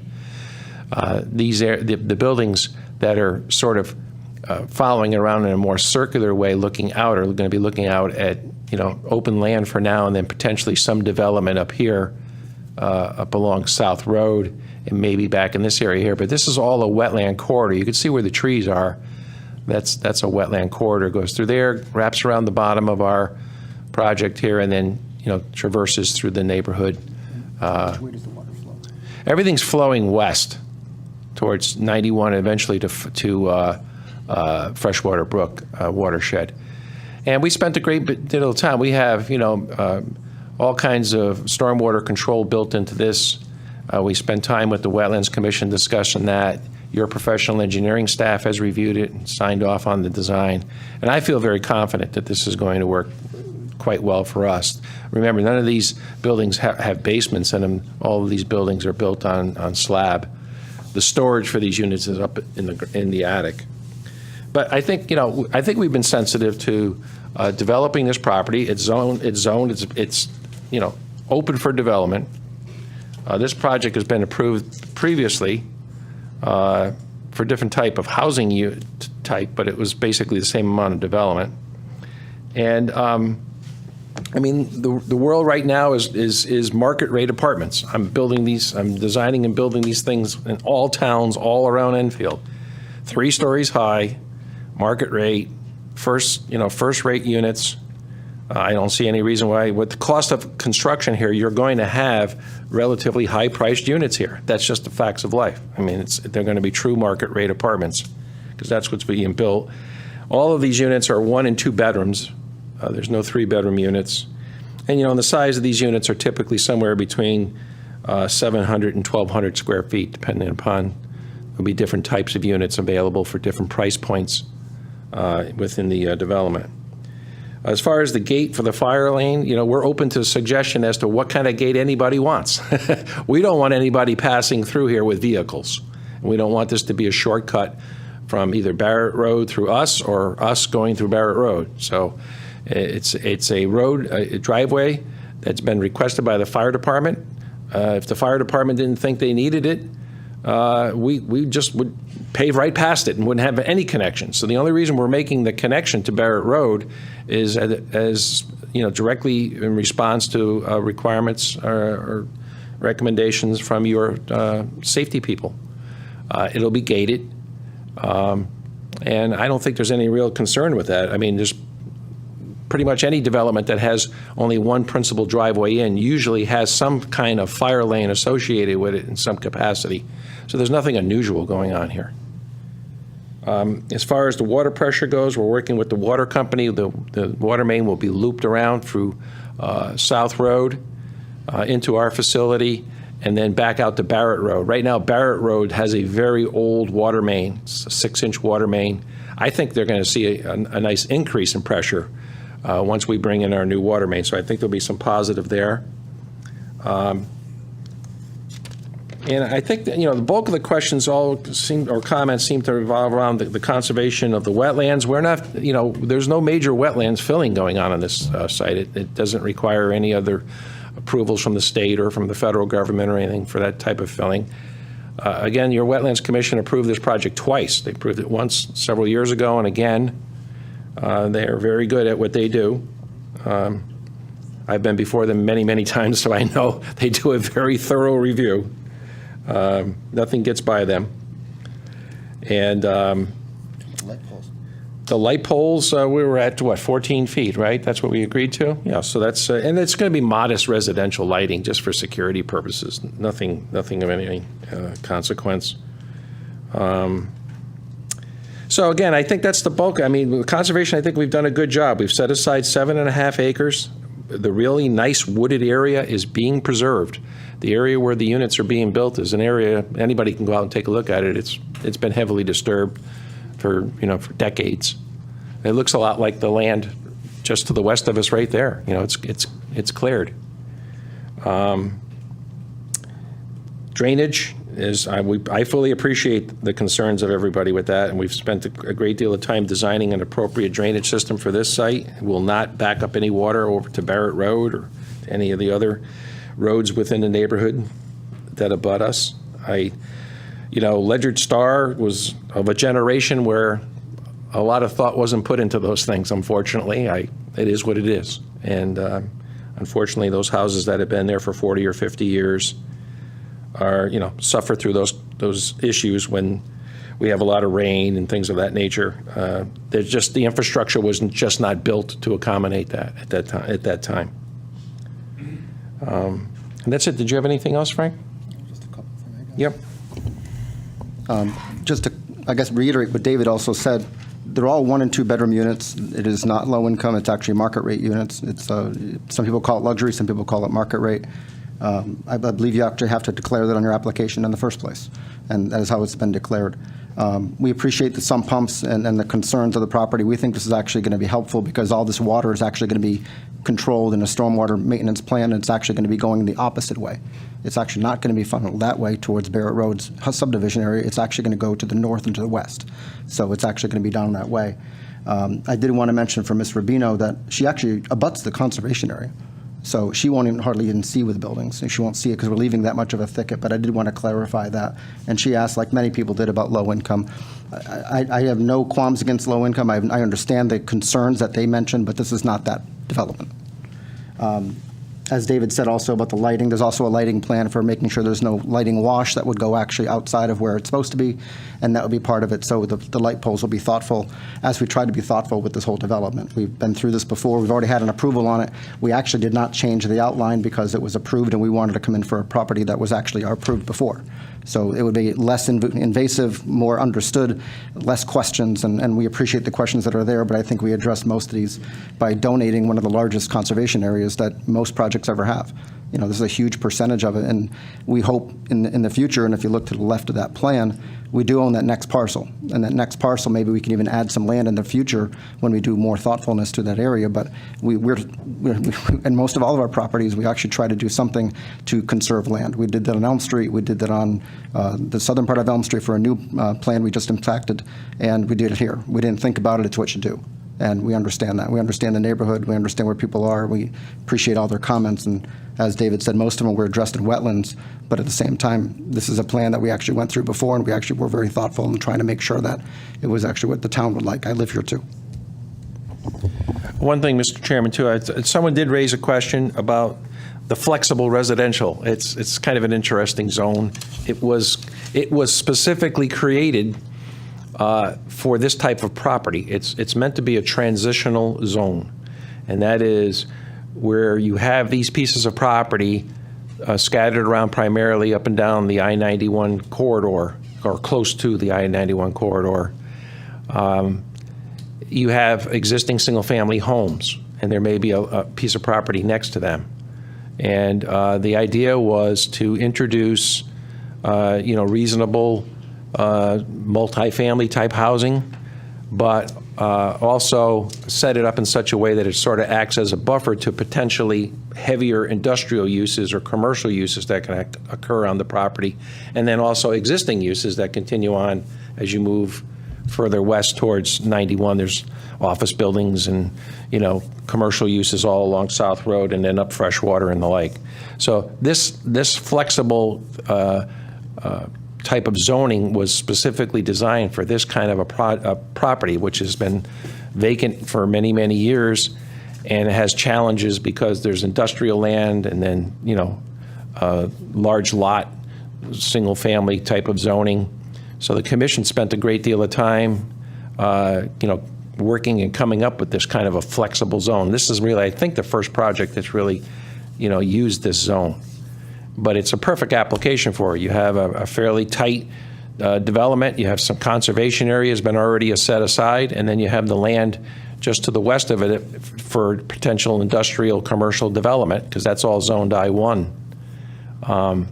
So this is, this project coming forward fits exactly the definition of the flexible zoning. Thank you. I think that's all we have. Okay. I'm going to turn it over to any of the commissioners now. They want another round of questions prior to bringing up the public. And I'll start down with Commissioner DeGray. I do want to, because in a past life, I was a property manager for market rate units, and there's concern that these people are not going to be professionals. Well, they are professionals. They're doctors, they're lawyers, they're professors, they're CEOs. They're there for a reason. They don't need to buy a house because they're only going to be in an area for 4 or 5 years, so they don't want to invest because they have a home somewhere else. So the concern of who's going to live there, market rate does not mean criminal. It means professional working people. So that I kept hearing that issue. So having done that for 10 years in different areas in the state, East Haven, West Haven, Torrington, Vernon, Manchester, Ellington, they are not criminals. They are hardworking people that can afford this. They're not going to be going knocking in your doors, and unfortunately, the people that are doing that are not the ones who are out there working. These people are out there working. So that, I do want to say that. I heard that concern. I've lived in my house for over 50 years. I've had my house broken into. Yes, quiet neighborhood. Know all my neighbors. It happens. So unfortunately, that's the time that we live in. This is not in an aquifer area. So that is another thing that I heard. And I live with a sump pump. Mine runs all the time. And I don't even live in this area. So Enfield is wetlands. So that's all I want to All say. set, Commissioner. Thank you very much. Commissioner D'Antonio, you have anything? No, I don't have any questions. Vinnie? Commissioner Grillo, anything? No, sir. Okay. Commissioner, anything? You have anything? Just a question. I've done a little research on my own, but correct me if I'm wrong, but people, the age of people going into buildings and apartments like this, their average age is in their 50s, is what I found. So these are people who are working for a living. And most of the time I'm finding moving into these places because they're tired of doing yard work and they don't want house maintenance, all that stuff. So just to make that clear, but trust me, if this had anything to do with low-income housing, I would not be for it at all. So, but just everybody knows this is not, I don't know how this rumor got started out there, this is going to be low-income housing, but it is not.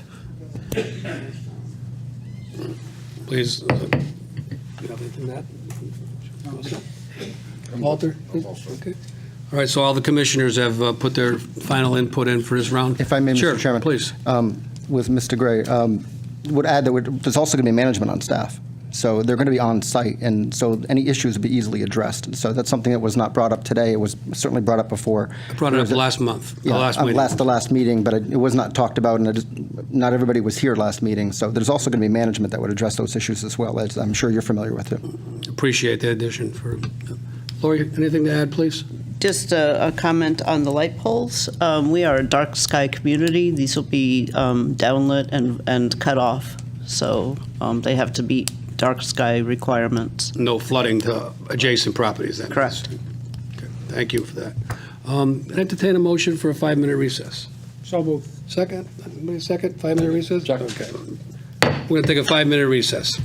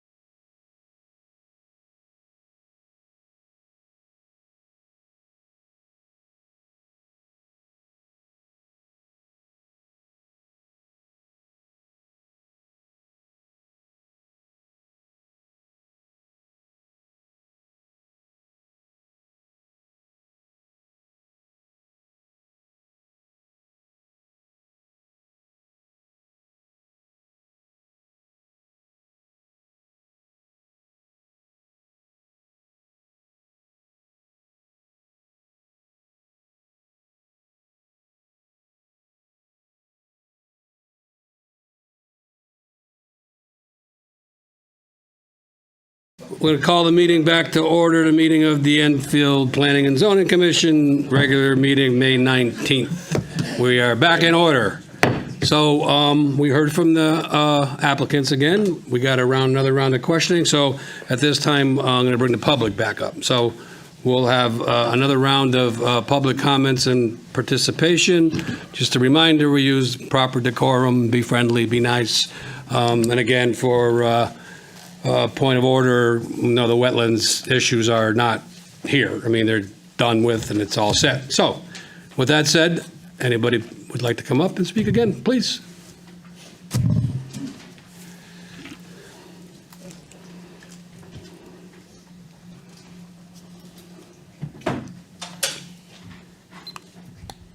Nikki Price, 1324 Enfield Street, and I'm glad that I was reminded about the storage on top. I just have to ask, is that storage on top including the max feet that you can build for the zone? Well, like I said, I'm knowing my zoning regs, because isn't 3 stories maximum 35 feet? So is the storage above that, or is the storage including the 35 feet? That's the first question. Second question is, they didn't answer about the traffic on South Road going into Freshwater, into the mall area, that's what I call it, and up South Road to Enfield Street. And one more thing, yes, market value, but they do not have to, they have to rent to people who have children, 2 bedrooms, meaning parents, 1 child, or it could be 2 children of the same sex. So we are going through a contentious time right now with our public school system and the funding that the Board of Ed needs, 8.2%. I just want to let you know that's another question that this commission should consider. Thank you. Thank you. Anybody else for the second time? Please, sir.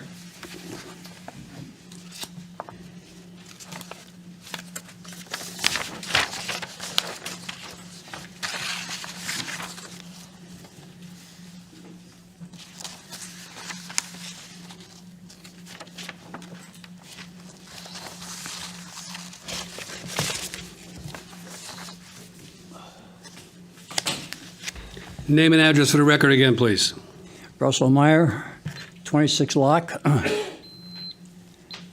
appreciate the comment previously about everybody having a sump pump.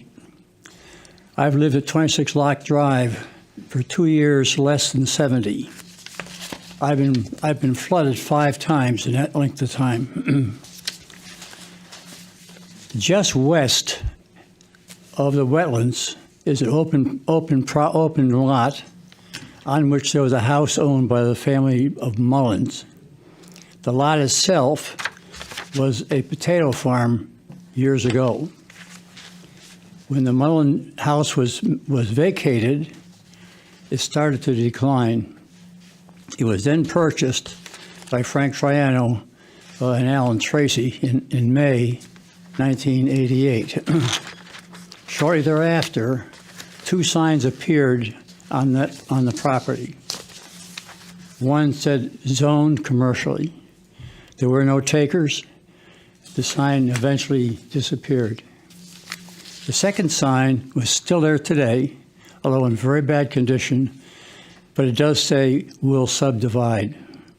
That entire complex, that entire acreage is now part of what you see here tonight.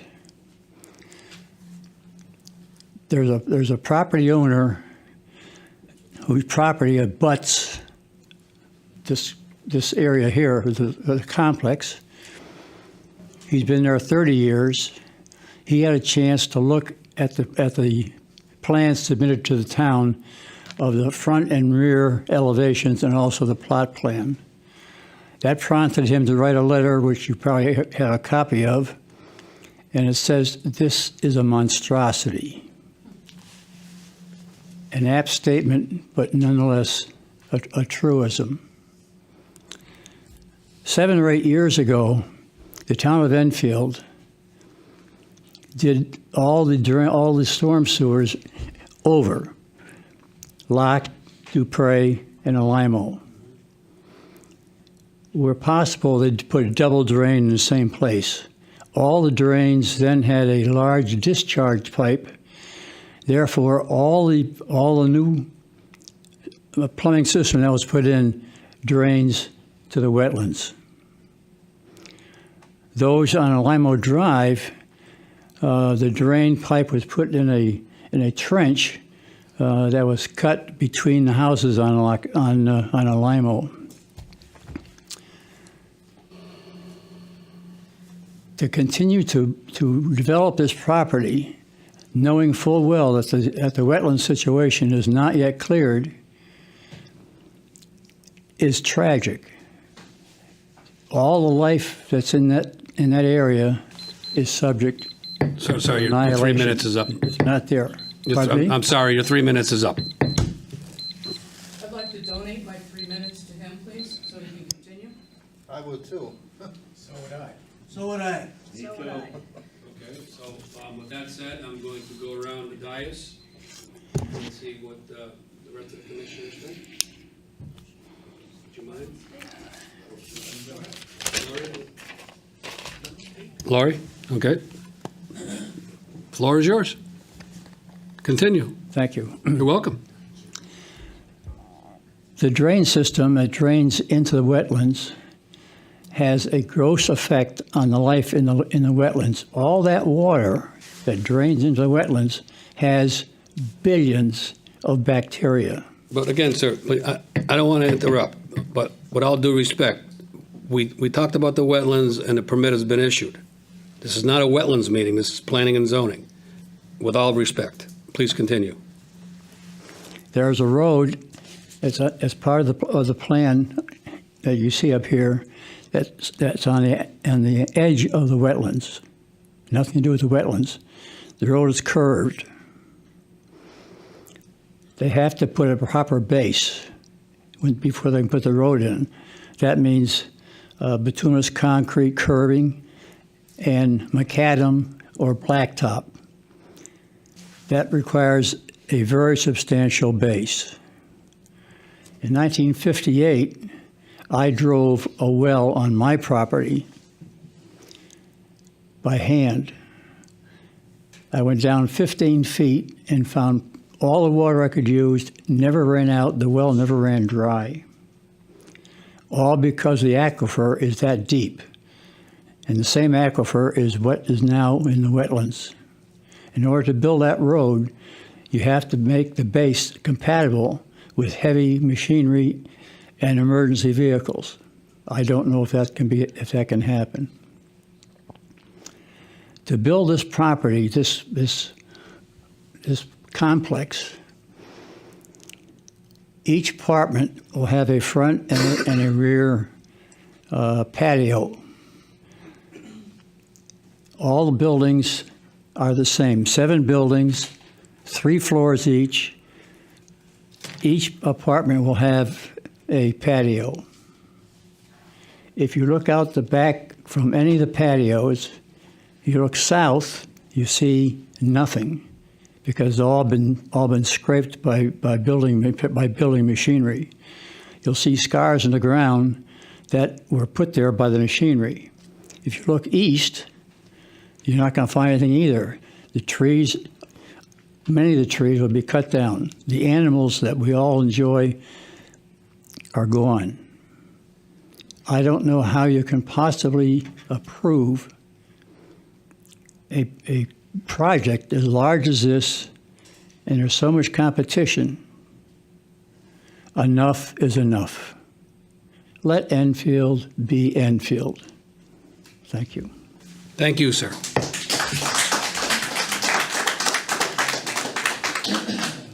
Is there anybody else that didn't yield their time to this gentleman would like to come up, please? We do have to have a point of order and continue. This is a business meeting, so we do want to make sure things keep moving in the proper manner. That's why I get paid the big bucks. Name and Thank you. address for the... Scott Carey, 22 Rocket Run. Thank you for the time. I'll try to be brief. I haven't heard anything about a traffic study with the traffic in that area. You can't put a project this size without impacting traffic. And I think in this town in recent weeks, heck, you could even go months, the seriousness of accidents that have occurred in this town. And I only see that increasing when you put that many residents in that small of an area. So if a traffic study hasn't been accomplished, I would at the very least respectfully request that, any vote be put off until such study is accomplished. I do want to acknowledge and appreciate the time and effort that the developer put into this, and I know that there's a lot of negative comments, and I'm sorry, but I'm going to be still speaking out against this. What I will say is, again, having experienced this in a town, once you start developing and you lose precious land like this, once it's gone, it's gone. And this is the beginning. And residing in a town that is overdeveloped is not desirable. So if you're looking to bring people into this town, you have to preserve some of the property that is going to attract people that don't want to live in a closely packed community. As far as market value, I've heard a lot of comments about the type of people that are going to come in. Nobody has a crystal ball. I know everybody has their own experiences, but nobody can predict who's going to be in there. Thank you. Thank you, sir. Is there anyone else that would like to come up?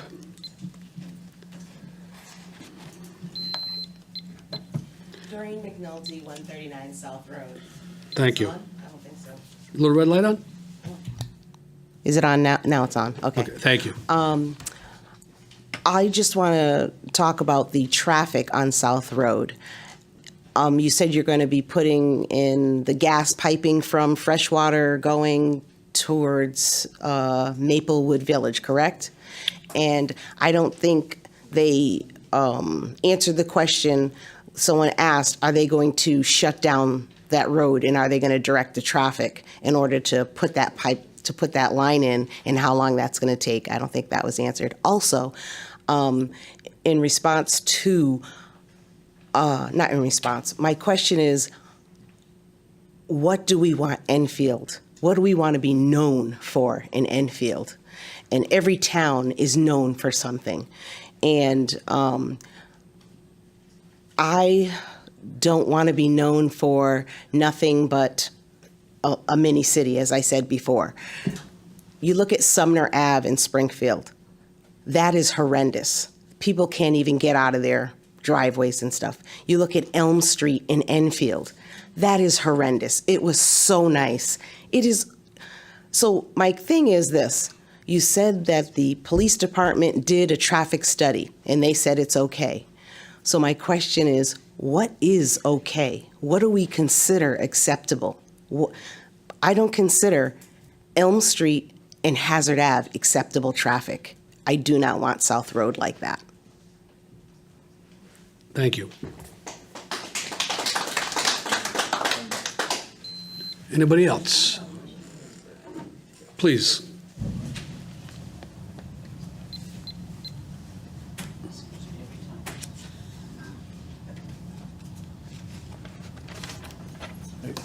Robert Duclos, 52 Barrett Road. Good evening. The water main that they plan on putting in, or a new one, is going to disrupt Barrett Road for quite a few weeks. I wanted to know if they were going to go straight down Barrett Road, or if they're going to go down to Limo and over to South and then come in from that direction, or if they're going to go straight down Barrett Road. The other thing is the traffic. Right now, I go to Suffield once a day, and to get out of Phoenix Avenue onto Hazard Avenue to go across the bridge is touch and go, as if you can make the light the first time through. And now you're going to add another 100 and something cars to go that way. Because to get on the highway, because that's what they're making this for, is for people to get easy access to the highway. It's not easy access to the highway. If you're going southbound, you're better off going down South Road to Enfield Street and getting on that way. If you're going northbound, sometimes 2 lights before you can get across Hazard Avenue to get onto 91 northbound. So I don't think the traffic issue is going to be any better unless they do something. They were doing the study for the mall, and they were talking about, how bad the traffic is. It backs up Hazard Avenue all the way across the bridge, almost to Enfield Street some nights, and it is always backed up all the way to Palumbo Drive every evening and morning for traffic from people going to get to the highway. So this is only going to add another, at least 180 to 200 cars going that way if they're business people. So I think they got to do a better traffic, study, and I don't see why we need, that many buildings in that small of an area either. Thank you. Thank you. Is there anybody else in the public that would like to come up to speak for or against this application? Yes, sir.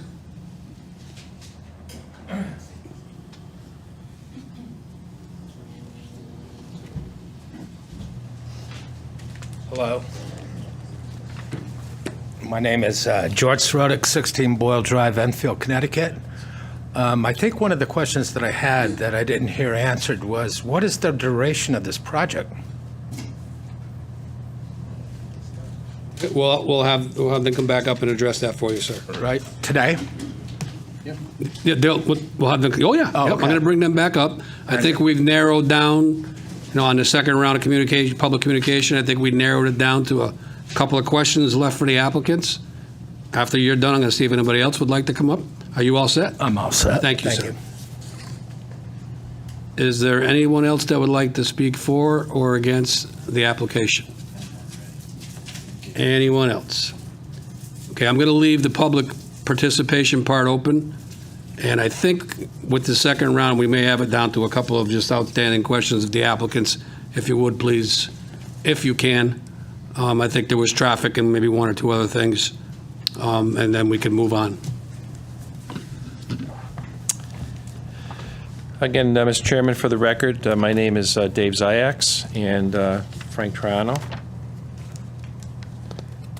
With regards to the height of the buildings, per the zoning code for the flexible zone, you're allowed 3 occupied stories or 36 feet for that occupation, but you can go to 45 feet to the ridge of the roof. These will have gable roofs.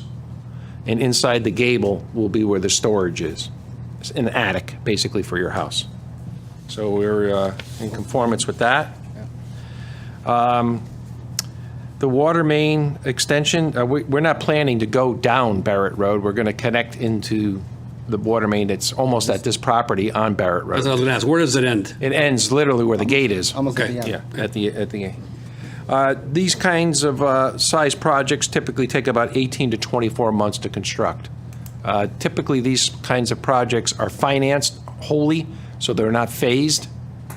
And once construction starts, it keeps going until the end, because that's just the way they're financed. And the expectation is rent money is paying back the loan. So they start and continue. About 18 to 24 months based So on on that, just, sorry to interrupt, do you have like maybe a start date approximate what you're looking at? Maybe that might help. And if you don't know, that's fine. Yeah. At this point, without even approval, we can't even finish off all the financing, although we're in the process. There's no way to really give a timeline. Thank you. As soon as possible. As far as traffic goes, there's been numerous traffic studies over the years done for this parcel. We currently have an OSTA certificate, but it was issued for a different use, which is the office buildings, which we no longer have on the project, and for elderly housing. So technically, legally, we have to change the OSTA certificate to reflect this project. Your traffic authority was well aware of that. We've reviewed that since the ART process. And as far as it goes, within the frontages of South Road and Freshwater, the levels of service that we're generating are going to be quite good. We're going to renew that traffic signal, bring it up to standards. So there's going to be a very safe level of traffic, for our egress. As far as the big picture, talking about I-91, Elm Street, and Hazard Avenue. I mean, we could spend days talking about that. Yes, they are congested roadways, but South Road is never going to become Hazard Avenue or Elm Street. First of all, there's over 1 million square feet of retail and commercial uses on those roads. It's simply not going. South Road is never going to develop like that. So I don't think you can, compare those two issues. But as far as, what we're obligated to do, as far as traffic goes, we think we've done that. Your police department agrees with us. I believe OSTA is going to not have an issue with us. And that's about all I can say about it. And without the OSTA, you can't move forward. We cannot pull a building permit without an OSTA So for approval. people that are asking about questions, OSTA is a state-regulated commission that oversees traffic issues.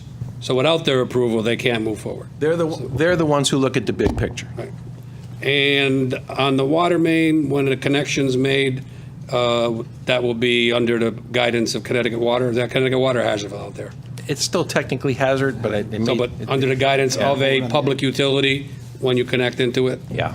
Okay. And the same thing with the gas main. Gas mains. They'll be monitoring your connections. Oh, yeah. So did we get everything answered? I think we got. I just have Sure, got Mr. two Trump, things. please. Number one, there was a question on a Limo Drive. We don't abut a Limo Drive. Limo Drive, between a Limo Drive and our property is actually a town parcel. We don't own that. So that's not our abutting. And number two, it was mentioned from Mr. Meyer, who I've known for 30 years. I thought that was him. Exactly. In 1988, I was just coming out of high school. It wasn't me. It was actually my uncle who was part of that project way back when. So I was not involved in that at that time. So just to clarify, there's a lot of Franks. So. A lot of Franks. Make sure. So I think that we were able to get anything, all the answers? I'm going to let them come up one more time. Whatever. Oh, I'm sorry. We're going to go around again. Oh, Okay, Walter. There was the question on the gas crossing South Road. Road closure. Yeah, the gas crossing is a day Close or half so the time. operation. Yeah, it's just, it's pretty routine construction. I believe that requires traffic control or EPD. Oh, yeah, your police department will be out there for any crossings and work out in the roadway, I'm sure. Yeah. But it's not it's not a significant project. Right. And it shouldn't dissuade traffic. Traffic should flow still. Yeah. Yeah. So, and I'm just going to add, for Elm Street and Hazard Avenue, there is a traffic study that's just been completed by CROG, the state. We have it, it's on file. We accepted it, we approved it, and the wheels of government turn slowly. So I don't know when we'll see Hazard Avenue and Elm Street widened or helped out, but let's hope. But a traffic study was just done, and it's available online. Basically, what it needs is a smart traffic control system from one end to the other. Right now, Yeah. it's dated. Yeah, I've got a few issues with It's some of those dated. It's areas dated. myself. It's Yeah. dated, yeah. Yeah, we sure do. But anyway, for people in the audience, there is a traffic study that was completed, thorough traffic study, and Laurie can give you the link, I think, to it if you ever want to see it. Laurie, I don't want to speak for you, but. I don't have it with me right now. No, not now, but if somebody calls your office, you can. Yeah, the traffic impact study is what Traffic you're talking impact about study. from CROG, yes. Yes. It's actually, I believe it is online. Right, On our, because we approved, our we had a website. vote on it. Didn't we have to have a vote on it? It's on the website. Yeah, it's on the website. Okay, I will, I'm going to give another chance to the public, and then we're going to see if we can wind this up. Okay, please. All right.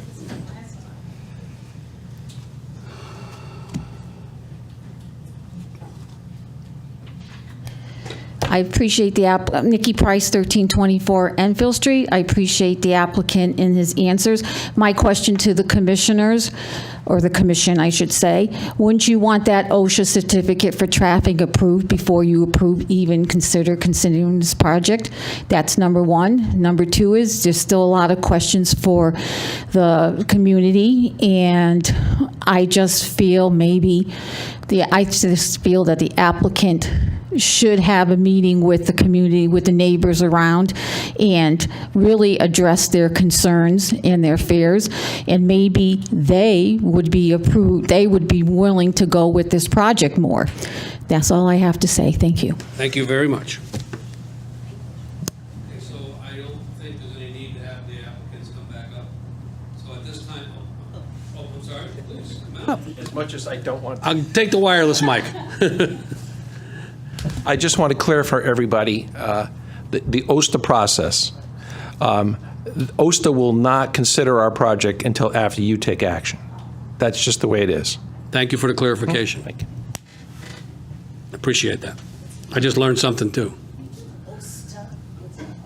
Okay, so at this point, I'm going to close the public participation part of this public hearing. And then we're going to move forward and deliberate a little bit. So public communications, I'm going to ask one more time, is there anybody that would like to come up and speak? Please, sir, come on up.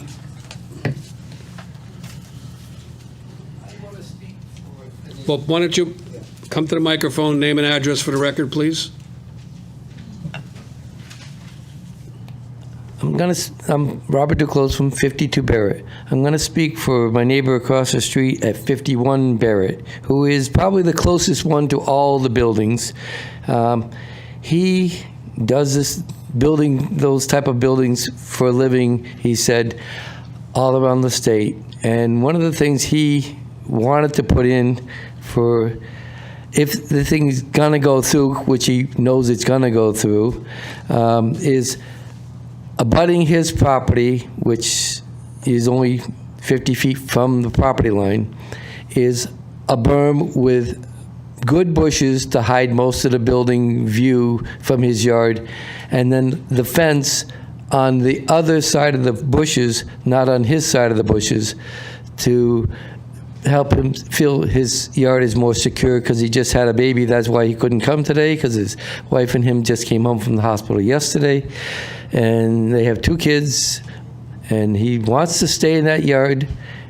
He has chickens, and they will get disturbed by the noise and the lights if there's too much noise over there. That's why I think he should have been here to put in his 2 cents. But I really think they should talk to him about his concerns, because he's been too busy, with all this, that he couldn't come to both of the meetings. So I think Mr. Triano should stop at 51 Barrett Road and talk to Josh. Thank you. Thank you very much, sir.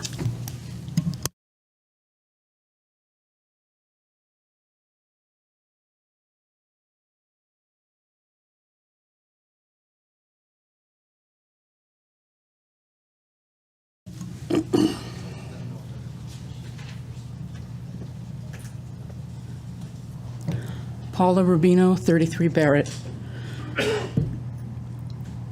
I'd like to know what the next steps are, if this commission is making a decision soon, and what that looks like. And before you do, I'd like you to think about, if this were going in behind your homes, would you want it? You don't have to answer that. You know in your hearts what your answer would be. I ask that you don't do this to us, the people of Southwood Acres. Don't do this to your neighbors.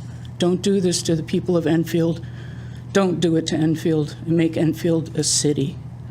Please don't. Please do not vote for this. Thank you. Thank you.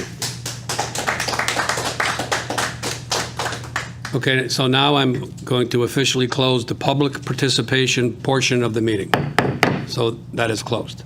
Is there any discussion from the chairman? I'll be all right, from the committee. Anything more to add? Lori? Oh, I'm sorry, Linda, I didn't see your little hand go up over there. I'd like to make a motion to close the public hearing. Is there a second to close the public hearing? We have a motion on the floor. Motion made by Commissioner DeGray, seconded by Mr. Lynch. I think that's who I am. Is that you? I think so. Okay. Any discussion on the motion to close the public hearing for, what number, 3090? 3090. Discussion on the motion to close 3090. Okay, all in favor? Roll call vote, please, to close the public hearing. Okay, Francis Alimo. 4. Linda DeGray. 4. Ken Helinski is 4. Vincent Grillo. 4. Joseph Muley. 4. Terrence Lynch. 4. And Christian D'Antonio. 4. Okay, unanimous vote. It's closed. Okay, unanimous vote, all in favor to close 3090 South Road, 145 through 153 The public hearing is closed. Can I entertain a motion on the floor to approve public hearing 3090, 145, 153 South Road? Is there a motion on the floor? You just got to read the motion. You just got to read it, don't you? Okay, you ready? I'm ready for the motion. Okay. Mr. Chair, I'd like to make a motion to approve PH number 3090, 145, and 153 South Road. Application for the development of a large flexible residential housing project per section 4.70.8 Enfield Properties LLC, applicant owner. Map 55, lots 59 and 80, I-1 and R-44 zones with the mentioned 27 general conditions in version 2 of the Planning and Zoning Staff Report, and the following added site-specific conditions. Number 1, connection to gas line is required. Number 2, a fire hydrant must be added between buildings 2 and 4, subject to change per fire department's directive. Item 3, add drainage easement for inlet from 51 Barrett Road. And item 4, update plans to show new sewer line with details and easements. Second. Seconded by Commissioner DeGray. Okay, a roll call vote. All in favor? I'm sorry. Discussion. Commissioner DeGray. I think the applicant has addressed all of the concerns that have been brought up. This was a previously approved project. It is smaller than the original approval. I understand water in basements. I understand having water on your property. I have those issues, but the applicant is going to drain the water away from that area. So at this point, that's all I got to say. Thank you. Commissioner D'Antoni, would you like to add anything? Yeah, I will, just clarify for the record that this project does not, they do not exceed our zoning requirements. They're actually below the zoning requirements for the zone in terms of impervious coverage, as well as density. So just to be clear, they could have put more units and paved more, added more, paving as well. But they did downsize it. They did balance it out with the conservation area, which is also very important. Conservation is incredibly important for me as well.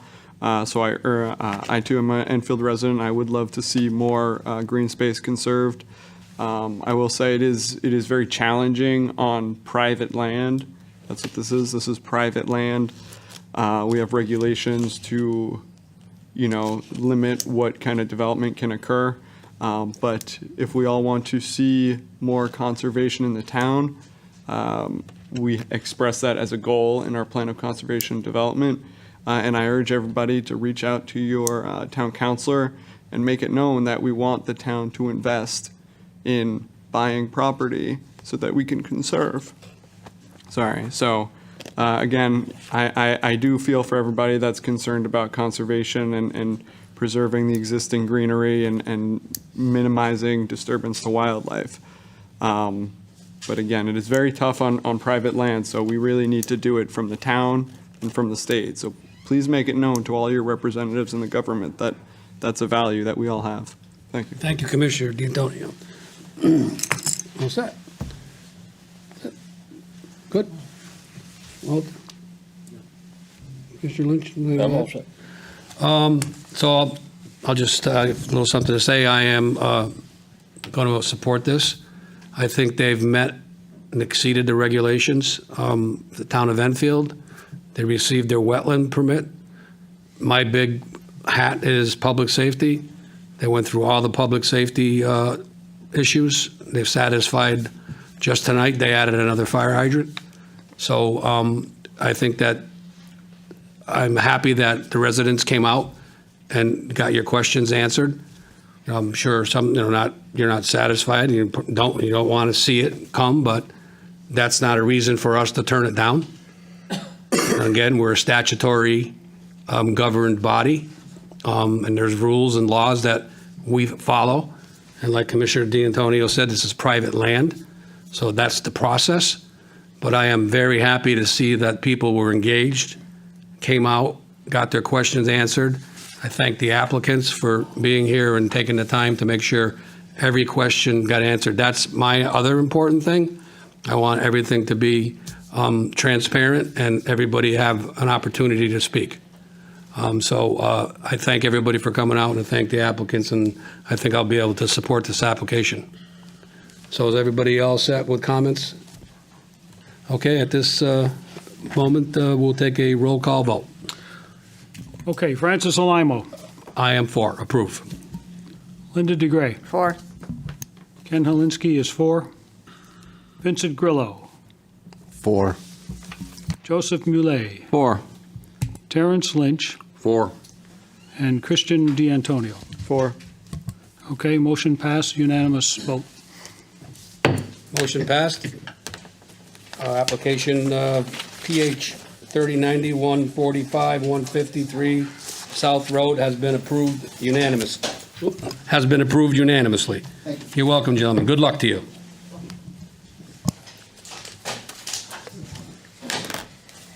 All right. New public hearings. Anybody need a break? Are we good? Can we move on? Everybody good? Item 14, new public hearings. We don't have any new public hearings.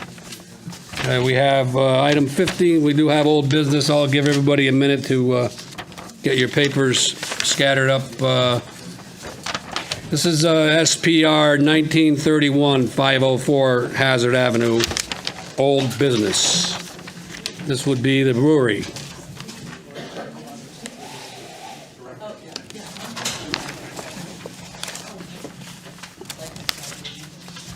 Right.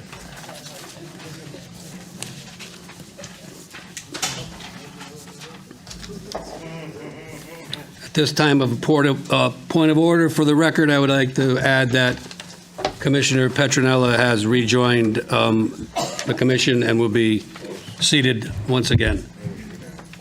I'm sorry? Oh, how was his nap? Knowing him, he was probably on the phone doing business. He never gets the rest, the poor guy. Okay, let's see, we got everything else. So we're at 504 Hazard, right? Everybody got their information. I think there's a couple of new things here. Parking, this is the parking, right? Yep. There was, everybody got the stuff that was left on the table tonight for? Okay, so I guess we will start. Name and address for the record. Welcome. Thank you. Mike McManus, 504 Hazard Microphone Avenue. on? Yes. Okay, thank you. Continue. Alan Cosberg, West Hartford, Connecticut. All right. First, I'd like to just quickly say thank you to Lori for helping me with the parking calculations. We heard what you guys said last time. We went through the property, went through and calculated exactly how many painted parking spots are on this property. We did not include the number of potential spots that were unpainted. So these numbers are officially painted parking spots on the property. With Lori's calculations, we were able to look at all of the square footage on the property and how many parking spaces that needs under the mill. And then we also looked at the brewery and what that requires. We currently have 114 spots with a requirement of 116. The other part to note, there is a building on the lower half. It goes down Terry Brook. It is on the property. That would be 7 parking spots under these calculations that are in those numbers. There are no painted lines down there, so I did not include that. They do not park on the top part of the property. It's a hefty walk down. So if you were to consider their unpainted parking spots, then we actually fall into the existing number that would be required. Happy to field any questions. I'd like to add a couple of things. When we last were before the commission, they had two requests, as I recall. One was to prepare the number of parking spots, which we've now done. The other was to ask the existing landlord, the existing owner of the property. We did reach out to the landlord. He declined to offer a rent roll or participate in any way, shape, or form. We understand that the property now has an excess of capacity of parking given its present use. I do understand the commission's concern, but in light of the landlord's unwillingness to add anything, I don't know quite how to address those concerns. And finally, I do want to remind the commission that the hours that the Powder Hollow Brewery are open are largely late afternoon hours and early evening hours. That is off-peak use and weekends. So we don't expect there to be, in fact, we think the parking will probably be complementary rather than in conflict with the existing users. And certainly off-season, fall, winter, the patio won't be in use at all. And so we think there's an overabundance, there's at least sufficient parking for this use, if not an overabundance of parking. Question relative to the landlord. Didn't this property just recently change hands? In 2021, I believe. Yes. So when you say the landlord, the current new landlord? Yes, yes. Does not want to participate in any dialogue? Mike had those discussions. I believe Mike asked for a rent roll. I asked for a redacted rent roll. He did not want to offer that. I asked what type of tenants we had, things like that. It's not his business to hand that to me. I did everything I could to request what type of zoning is needed, like who is in there and what they're doing. And that was not something that I was going to be given access to. So we're doing everything we can to get you that information, but it's not his responsibility to give it to me, and he does not want to give it to me. I pay my rent, he maintains the property, that's the relationship he wants. Okay, just to Lori for a second, do we have a record of the uses that are in there? They have to come for permits? don't they? We really do not. And if you notice the memo, kind of my handwritten memo that I kind of scratched right before the meeting. Everybody got the same color? So if you notice the date that these properties were built, they were most of them done before built before 1900. Zoning regulations came into effect in 1925. So these buildings and the properties associated with them, for the most part, were all pre-1900. What I did is took the most the parking studies that required the most parking and just called them all mills instead of warehouse distribution. And that came up with 81 spaces for the majority of the buildings. And then the brewery building, which was built in 1929, just after zoning regulations, but I never saw any approvals or anything. So I used the restaurant parking calculations, which would be, again, the highest use, and that would require 35 spaces for just the brewery itself. It didn't include the patio, but I think that it's true that the majority of the people are going to be using the patio, excuse me, during the nicer weather, and so that's what, maybe half the year. So I think that as shared parking, I think that's pretty well supplied. I really don't know what else to do. I mean, if I don't, most of the spaces are vacant. So I don't know what's going to be in there. I don't think the owner knows what's going to be in there. I think if they could fill them up tomorrow, they would. Can I ask how many spaces are occupied? Would you know that? I don't.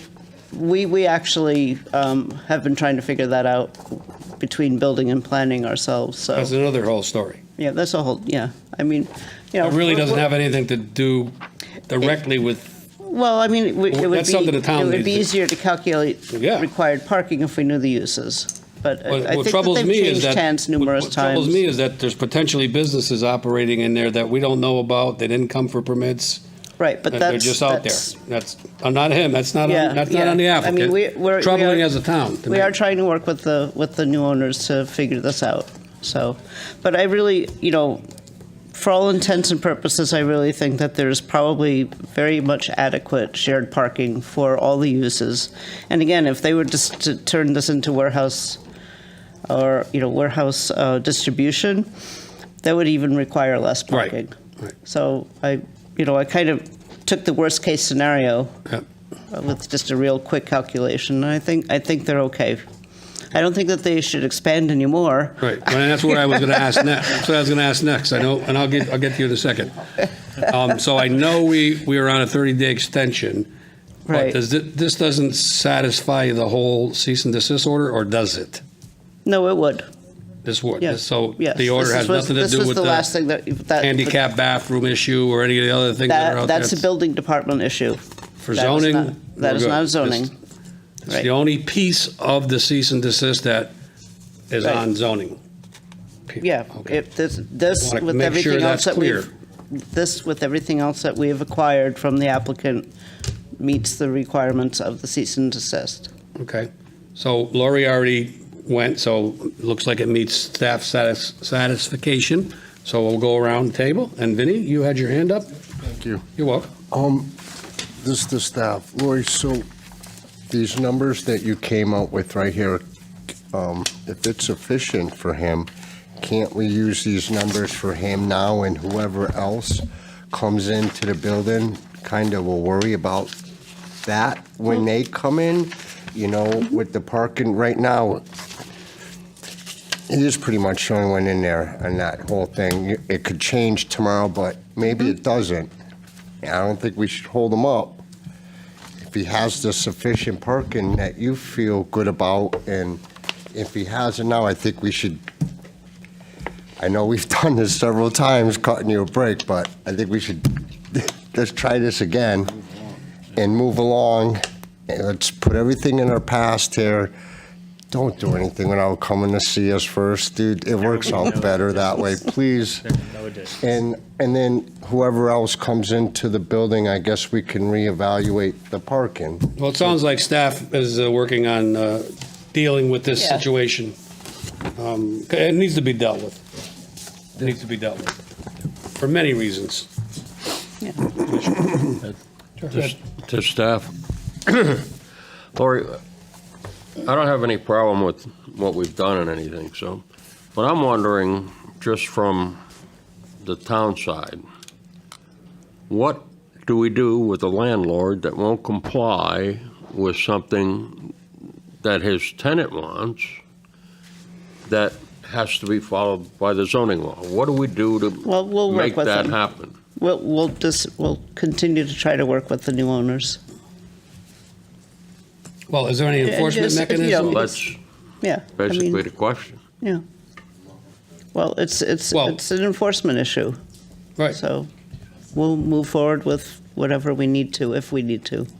Okay, thank you. So, and just that Rick is not here and will not be here for a little bit, right? Yeah, he's out on sick leave for the month. So Rick will be away for a month, if we forgot to mention that before. Yeah, you're right. This is I even gonna wrote be- it down and I forgot to You say did write it down. Yep. So this will be an enforcement action through Rick and. And it follow may up not with- even be an enforcement action. Well, whatever. It's just a matter of, It's not- having a conversation sometimes. Right, So right. It's not going to be just. we're let working on go. it from our end. Yes, for sure. Everybody needs to know what's in there. And again, I'll put my public safety hat back on. Police and fire and EMS has to know what's Right. going on down there. Yeah. Who's there and when. Exactly. We don't want anybody to get hurt. Right, right. And for the safety of his patrons. Anybody else got anything? Please. I do. Could you just clarify where the location of the unstriped parking lots are? I wasn't sure when you mentioned it. Yes, if you're looking at the satellite image, if you look all the way to the left, there's the word Terry Brook. There's a roughly 3,000 square foot building down there. That one I Okay, did so, not. so those are the, I see some vehicles down there too. Yeah, okay. Correct. That's a gravel parking. It's been like that for the last decade. I did not count any parking spaces down there because they were not painted. Have you ever used it? There's the canoe race every year, the Scannick Oh, River race. okay. Everybody drives down there, so I've been Oh, I'm down just there for that. because of the brewery. I said, you Oh, never no, had that's, occasion to overflow down there. No, I wish. Yeah, you're much down a Yeah, hill. Let's not go that. Let's not go to the typographic top. Yeah. Let's not go to the hill again. We already beat the hill up. As far as, true, okay. No, it would be a nice problem that we have not experienced. Okay, I was just curious where that was. Okay, thank you. So is that building up there occupied? I have no idea. I think a landscaper, I don't know. Well, so we have a business running there we don't know about. I personally don't know. Okay, thank you. Anybody else? Mr. Yeah, Petrino. Mr. Chair. I'd like to say, to staff, to Laurie, thank you for, doing this for the applicant. He's got a tough time dealing with a landlord, I guess, but appreciate it. And this is what we needed, what we asked for, and it certainly suffices. And appreciate the effort, and especially by staff, but it certainly addresses all the concerns I think that we talked about last meeting. Thank you. Go ahead, Mr. D'Antonio. Yeah, I don't remember if I mentioned it last time, but I think the point about shared parking is a great thing for us to all keep in the back of our minds, especially from that planning perspective. When a coffee shop comes to us and we consider the uses immediately around it. It's a great point the applicant made, and they're kind of right at the cusp of technical maximum requirements. I'm comfortable with it, and I'm doubly so more comfortable again knowing the use and knowing how it does not overlap. It kind of meshes well with potential other commercial uses or industrial uses. If shared parking is going to be successful going forward, it's going to require landlord participation. That's true. And as Commissioner Grillo said, right, if the use changes down the line and they come to us, for a special permit or expansion, and then they determine, hey, we're going to have a lot more employees, we're going to need to build a new parking lot. That's the time to assess it.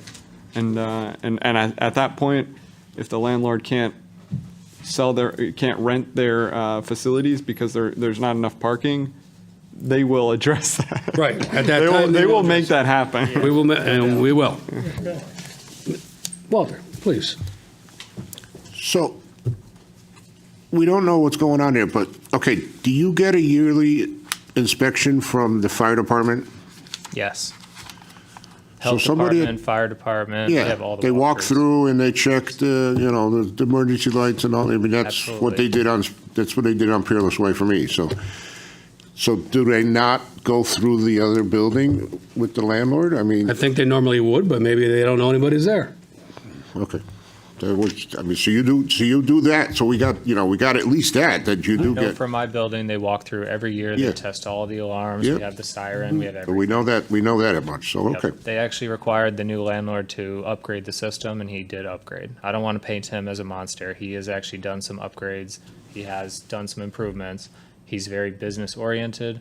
I asked for information that was not necessary So in his eyes to give me, and he did not want to give me that information. Well, I mean, you being a tenant, maybe he didn't want to get you involved in it, but I'm assuming, like I said, the fire department must know what's going on in there because they got to be doing it on a yearly basis, so. But anyway, I can't speak for them, so, thank you. Everybody good? Lori, to staff, so this address our piece? Yes. For him? And so it was an old, we left this on the table, right? Old business? And it was SPR, 1931. So at this point, if everybody's satisfied and staff's satisfied, I think we could entertain a motion to approve it. Do you have a motion for this? Yes, Mr. Chair. Is there any more? Lori, do you have something? Do you have it? This is the motion from the previous. Yeah. Yes, I do have it. Mr. Chair, I'd like to make a motion to approve SPR number 1931-504 Hazard Avenue site plan approval for outdoor patio and internal building modifications based on approval under SPR number 1866 in response to a cease and desist order. Michael McManus, applicant, 504 Hazard Avenue LLC owner, map 101, lot 216, I-1 zone, with the attached 18 conditions as listed. Second. Discussion on the motion. Any discussion? Motion to approve. We got it. We did that. Second. There's no discussion. Okay. Roll call. Frank Alamo. 4. Linda DeGray. 4. Kenneth Alinsky. 4. Vincent Grillo. 4. Joseph Muley. 4. Terrence Lynch. 4. And John Petronella is 4. So all in favor? Was it unanimous? 7-0. 7-0. Unanimous. Thank you for getting busy and getting with Lori. Yep, I know I was a little hard on you last meeting, but I wanted to light a fire under your chair. I understand. And so you can get this done. But I appreciate all your effort. We always like you and support you, so. Thank you. Again, thank you, and thank you, sir, for helping them out. And thank staff for the work you put into this. Good luck. Thank you. Good luck. Thanks. Yeah, We're give me moving on. your paper back. Thanks. Okay, we have new business. Lori can explain this. She's up, ready. Laura. If you're ready, Lori. This is probably going to be the shortest application the whole night, and he's been here since 7 o'clock. As usual, I'm good at clearing out a room. You could have done that at 7:30. We can make it happen right now. You'd be back. Well, that's fine also. Good evening. Good evening. So, yeah, Mark O'Neill is here to apply for an extension of his permit, which was approved SPR 1876. I have the right one, right? Yes, okay. So this is 3032 Bacon Road, so kind of across the street from where Win Stanley is building, over on Bacon. So, and he's got a, what I guess it's an office warehouse. Yes. And actually, you should be explaining this.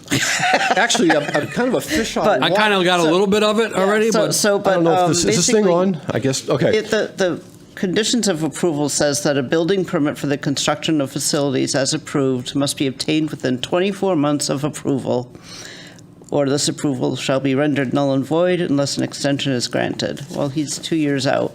Actually, he's 3 years out. So he should have requested the extension a year ago. can we still do So he's it? here to request the extension. Can we still do it? Sure. Okay. Why not? Good, fine with me. Mr. Chair, if I may, I'd like to make a motion to approve the extension request of SPR number 1876-3032 Bacon Road. Motion on the floor is a second. For what, how much time? That's what I was going to ask in the discussion. Sorry. I would propose 24 months is what the original was for, right? 24 months? So just. Yeah, the original was 24 months. Yeah, so that's what I would propose, 24 months. So 24 months from the expiration or 24 months from now? Would be from now. It would only be 1 year if we did it from the expiration, Yeah, right? 24 months from now. We have a comment from the applicant. What do you think? That would be nice, thank you. I would appreciate that. To be honest with you, I appreciate that, thank you. Okay. So, Bill, we're going 24 months Less is from more. tonight? Yes. May I ask who made the second? Terrence? There's somebody down there. Thank you. Oh, maybe. Terrence made it. Oh, it was Terrence, okay. All right. Good man. Thank you, Terrence. We appreciate that. Okay. Okay. Okay. Roll call is Frank Alamo. 4. Linda DeGray. 4. Kenneth Alinsky. 4. Vincent Grillo. 4. Joseph Muley. 4. Terrence Lynch. 4. And John Petronella is 4. It's unanimous, 7-0. Thank you. Thank you very much. Good luck. Thank you all. You're welcome. Nice to have you here. Thank you, it was great to be back. If we'd have known, we could have adjusted the agenda and have you come up first. Sorry about that. I would have appreciated that. I didn't, yeah. Well, you've seen the sausage being made. I go through it, I'm a developer. I think you see morning sausage. It's going to be the worst of all things. You know, it's a thankless job. I tell Lori this, I tell everybody on, you know, in the towns, you guys and women, it's really a thankless job, and it's so hard because, you know, it is the not in my backyard syndrome. We all know it, but it's so sad. And, you know, just, you know, as a quick aside, I was just telling Dave and Frank earlier, I was in Boston earlier today, and my consultant was doing a study on apartments versus home ownership.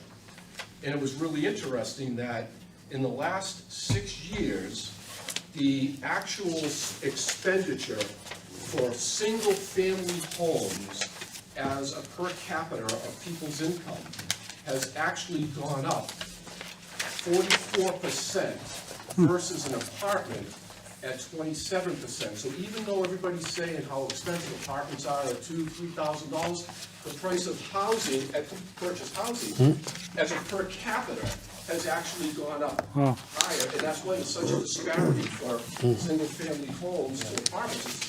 It's really amazing to you guys. Thank you for that. Good night. Thank you for that information. Thank you. Yeah. Good night. Appreciate it. Okay, other business, we have bylaws back on tonight. Lori and I discussed this, and I'll let her elaborate. Oh, yeah. Right, on other business, that's where we I are, kind of number went back 17? and forth with that afterwards, but anyway, so there's something with the bylaws that says it's got, that you have to discuss it first, and then at the next meeting, you vote on it. I still think we kind of did, but. Yeah, well, if we read it, and it's Well, kind of but worded funny. The second time around, we had all the regulations together, so it was like the final version, so. But to be safe, let's just make a motion to approve the bylaws. I make a motion to approve. Okay, motion, go ahead. Motion to approve the bylaws. Second. And second? Second. Okay, we have a motion and a second. So, I asked Lori, because reading the bylaws is kind of funny, and it had to do with just some minor, and it had to do with what Lori was called and different things like, this was minor changes. Her name, planner director, or. Yeah. Well, yeah, They were just- moved a couple little things. So, the way the bylaws are worded, it's funny, and it looks like you do have to do it twice, but then again, it doesn't. But I asked her to bring it tonight just to make it official, in case we're not here 5 years from now and somebody says, you didn't do it right. Well, now we're going to make sure we did it right. So that's why we're doing it again, just to be safe. Kind of worded funny. Take a look at it when you get an opportunity. It's the very last paragraph. Worded a little bit funny. Okay. So, okay, so that was the discussion. All in favor? All in favor? Bylaw change? All right. Yay, Approved. Thank you. You're welcome. Let's hope we have a whole bunch of 18 applications to be received. Yes, we have 4. SPR 1936, which will be an admin approval, 155 Hazard Avenue, new site plan review for a driving school. It's called The Next Street LLC, applicant Carios Properties LLC, owner map 74, lot 254, BL zone.